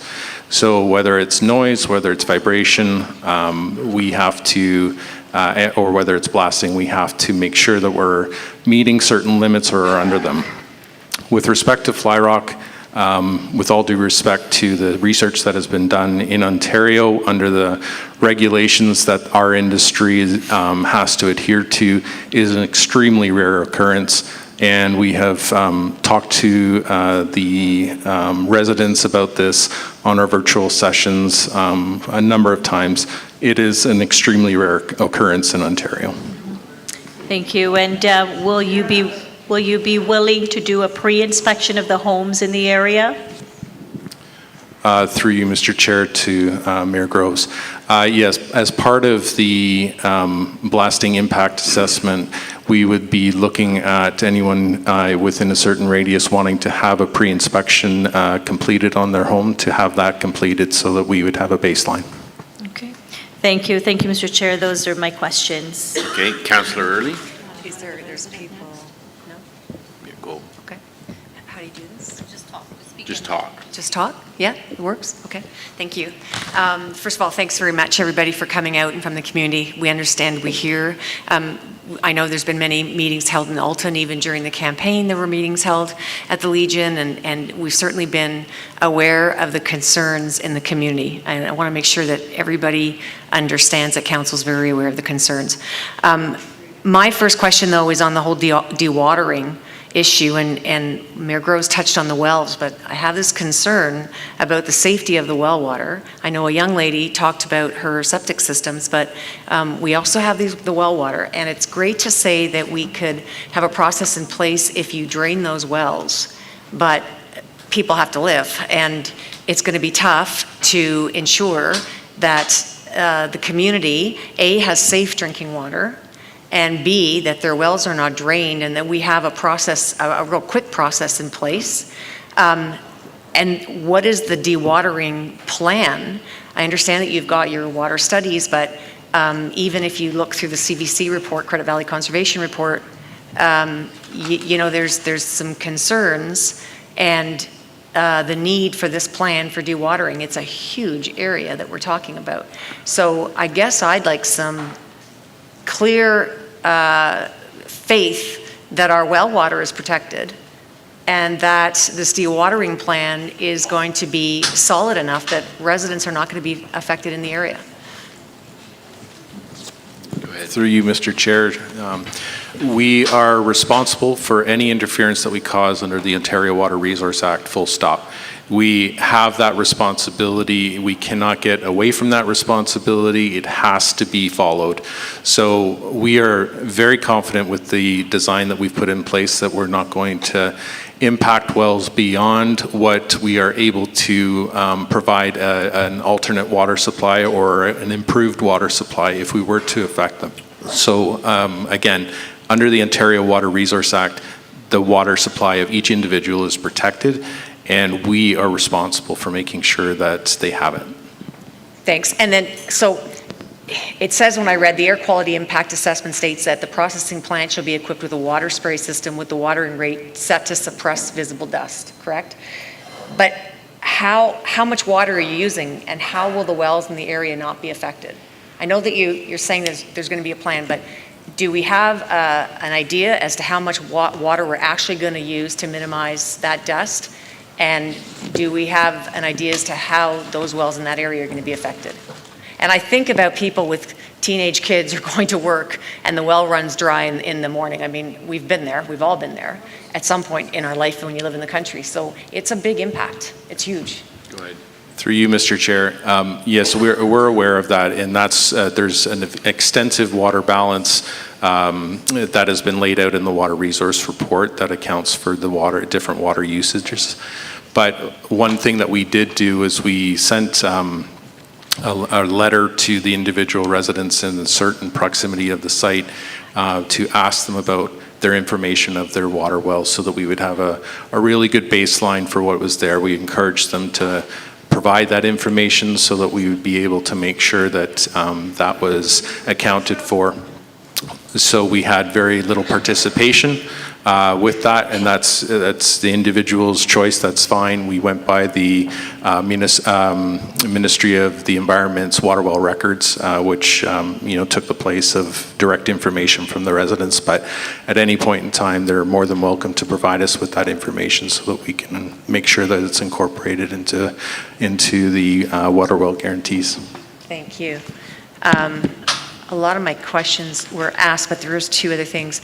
How many blasts are actually going to occur in the week? Karen? Through you, Chair, to Councillor Early, it's anticipated it would be typically 2 blasts per week. 2 blasts. And but it also says that rock and stone are loosened by drilling and blasting the quarry face. Anywhere from 160 to 190 holes are drilled prior to each blast, and a maximum of 1 blast occurs per day. Is that correct? That was stated. Through you, Chair, to Councillor Early, I was actually reading the report, and I think what you're reading, when the blasting report was prepared, it was using worst case scenario data, and they did anticipate what if there was a blast, 1 blast every day, and I think that's how they came up with their recommendations and conclusions in that report. And but I can confirm it is proposed to be 2 blasts per week. Thank you. Still a lot of blasting. The last thing, and I know others have got questions, is I was very interested to read about the last phase 30 years from now, and the thought of a portable processing plant that might be a tunnel with an elevator underneath Charleston Side Road. And I'm fascinated to read that as to how that's going to come about, and I guess the tagline to that is that if this quarry was to go ahead, and we've got 30 years, I guess an assistance on some kind of a bypass may even be part of the conversation. I'm just curious as to why we would go underneath a road in a tunnel, but perhaps I'm reading that incorrectly.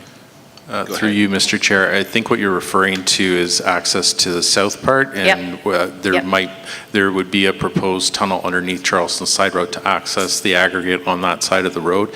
And I think what you're remembering reading is a conveyor, not an elevator. Yeah, you're right. Sorry, I said that wrong. It is conveyor. I've got it all pinked out here, but yeah. So it's just a method of just transporting aggregate on essentially a rubber surface to the processing plant on the north side of Charleston. And then lastly, and I have to sort of make the comment only because I see the amount of high trucks that we have in Caledon Village, but more so on Main and Charleston, on those crossroads, the amount of trucks coming in 30 in, 30 out per day, so 60 a day, it's just significant, and I just don't know what kind of mitigation factor you can put into place for the residents in that area, just because of the truck itself. And I don't think you can answer that question. Oh, okay. Per hour. Per hour. I apologize. Thank you. That's my comments. Okay, I'm going to go to Councillor Kiernan, and then I'll finish up with the group that are standing here. Okay, Councillor Kiernan. Thank you. Through you, Chair DeBoer. I have to get used to this new equipment. I too want to thank everybody for coming out. I know we've lost a lot of people this evening, but this is all going to be recorded. Anyone who's interested in watching it back. I have a few questions. Some have been crossed off because Mayor Groves and Councillor Early, it's good to know that we're thinking the same thoughts. So I'm going to focus right now on some of the agency comments. And let's look at the CVC if we could. So the CVC has indicated quite a few, I'm not sure what word to use, maybe deficiencies and incomplete reports and issues, reports that they have issues with. Whether it's this channel with regard to the dewatering, the habitats, the fish and habitats there. So there's quite a few concerns that the CVC has. My question is, Karen, and to CBM, is how will you be addressing these deficiencies? Karen? Through Chair to Councillor Kiernan, we've already had a meeting with CVC subsequent to receiving their comments. So there's definitely an open line of communication, and we want to work through the comments with CVC. I don't have the solutions for you tonight, but it's definitely going to be part of our work program moving forward. Thank you, and thank you, Karen. So if I can just confirm, then that means that there'll be an updated agency comment from CVC, which will say that has been satisfied. Is that a correct assumption? Through you, Chair, I certainly hope so. Okay, that's what we're going to look for. I'm curious, and maybe I'm positive this is NEC property. I don't see any comments from the Niagara Escarpment Commission. Karen? Through you, Chair, to Councillor Kiernan, the actual subject site is not within the Niagara Escarpment. However, I know the Niagara Escarpment is watching this carefully. They'll probably be submitting comments as an adjacent landowner, but the subject site is not within the Niagara Escarpment plan area. Thank you, Karen. And I will say, and I will direct this to staff, that I will actually be asking the NEC to provide comment, please.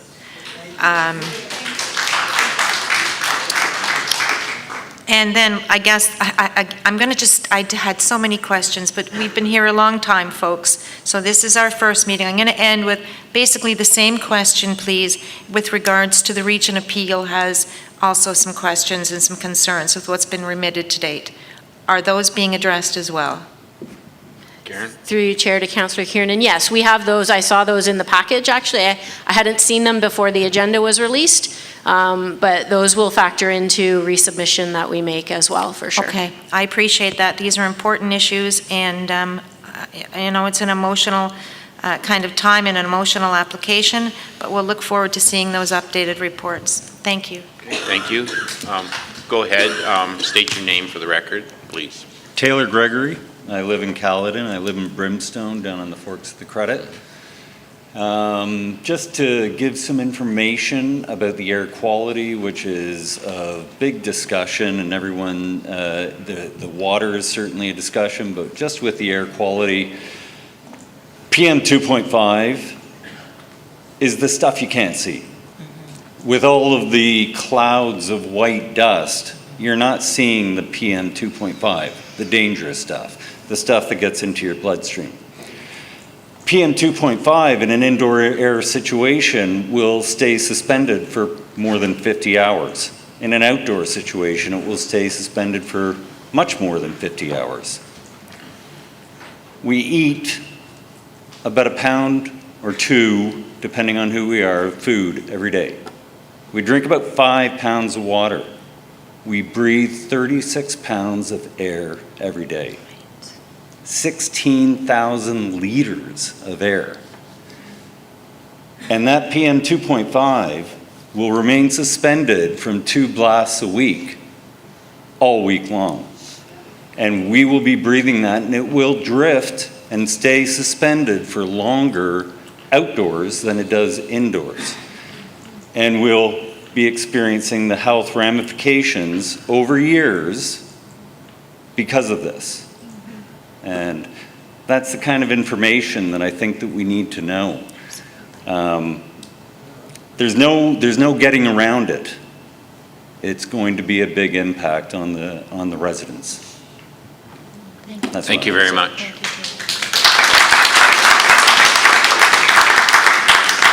Please come forward and state your name, please. My name is Mike Fitzgerald. I am a resident of Caledon, specifically Alton. Obviously, we'll be quite impacted by the main pit proposed.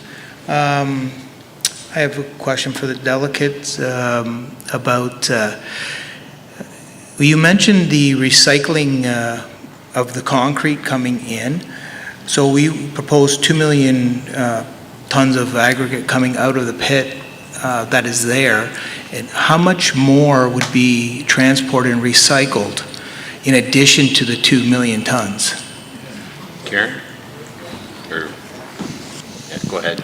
Through you, Mr. Chair. So recycling coming in would be in the count of the trucks coming in that has already been accounted for. With respect to going out, it would be part of the maximum 2.5 million, on average 2 million tons that we're looking at. So it has to be, as it's part of the maximum limit that is accounted for, that we applied for. Okay, thank you. Another question. After the 40 years, the rehabilitation program, you've said that you've partially rehabilitated some pits to this point.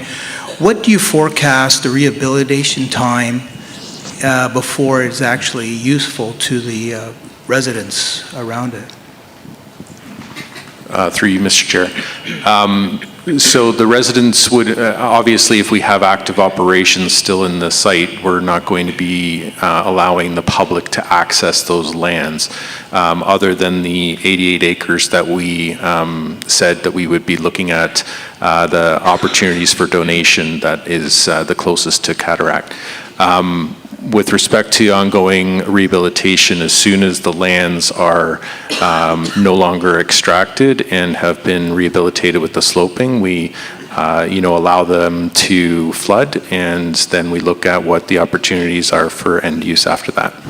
And with your experience of the pits that you have, do you have an estimated time, or to this point, in the pits that you have partially rehabilitated, how long has that taken to this point, and are they in use to the public?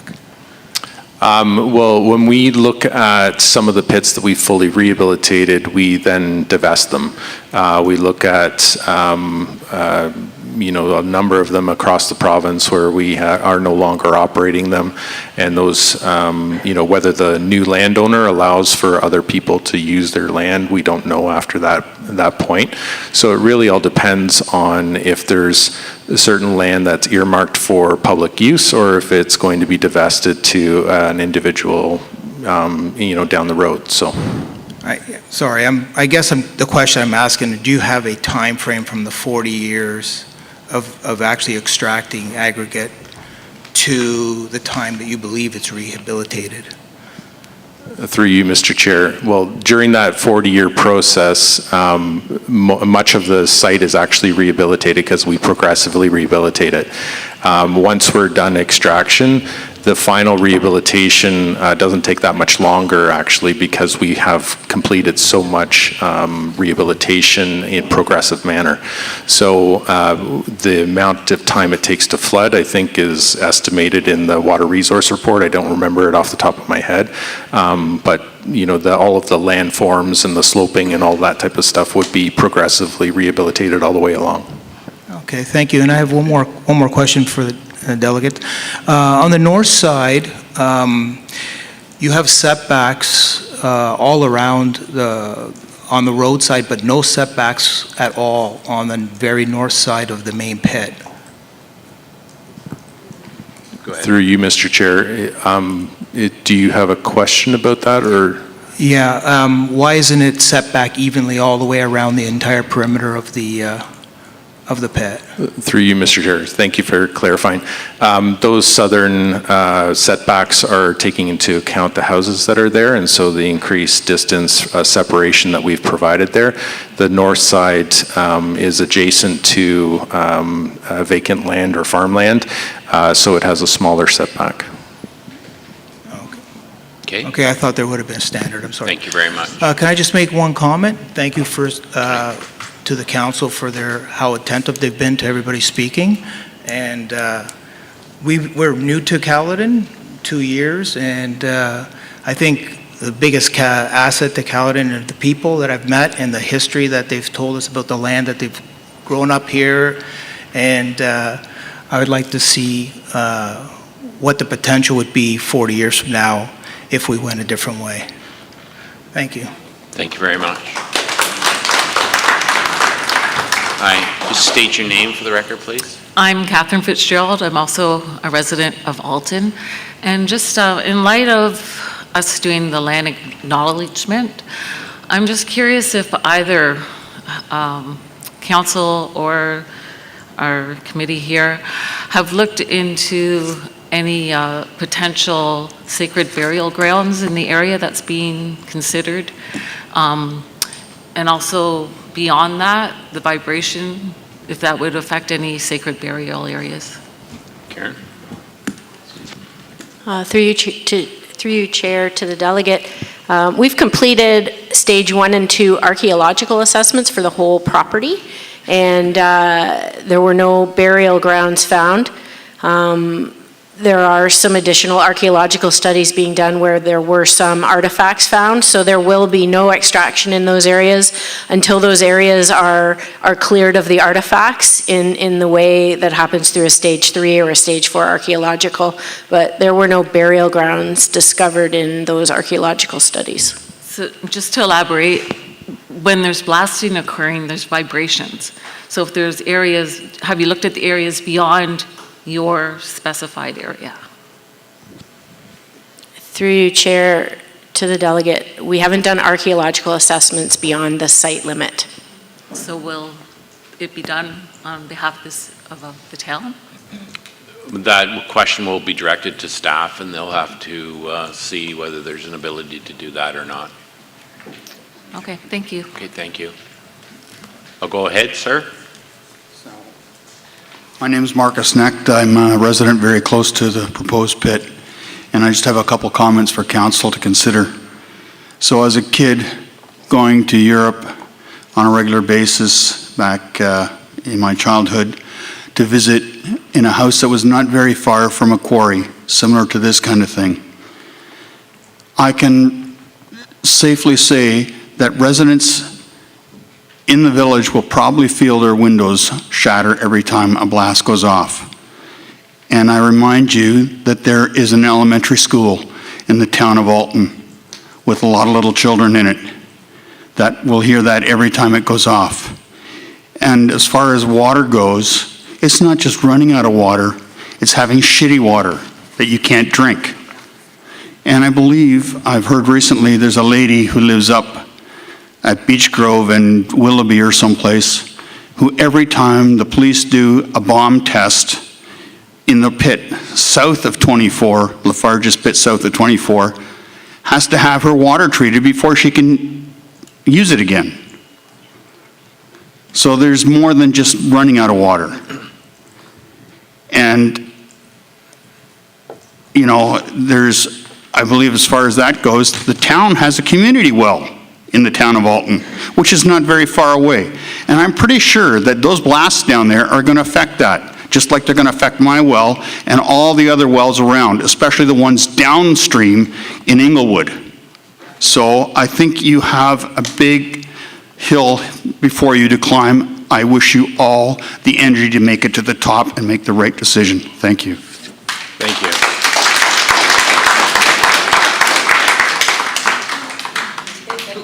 Just David Kendall. I live over in Bellefontaine, and I wonder if I could just ask a quick question. Just based on your experience, sorry, ma'am, roughly when would the project, in terms of the bulldozers actually arriving, begin? Just based on your experience, because I'm sure you've always had these kind of hearings, roughly. Through you, Mr. Chair. In the province of Ontario, it's a very rigorous review process. So in this type of application, if we are successful, and that's a big if, we have a lot of runway still to go on this. And as someone said earlier, the applications have been turned down.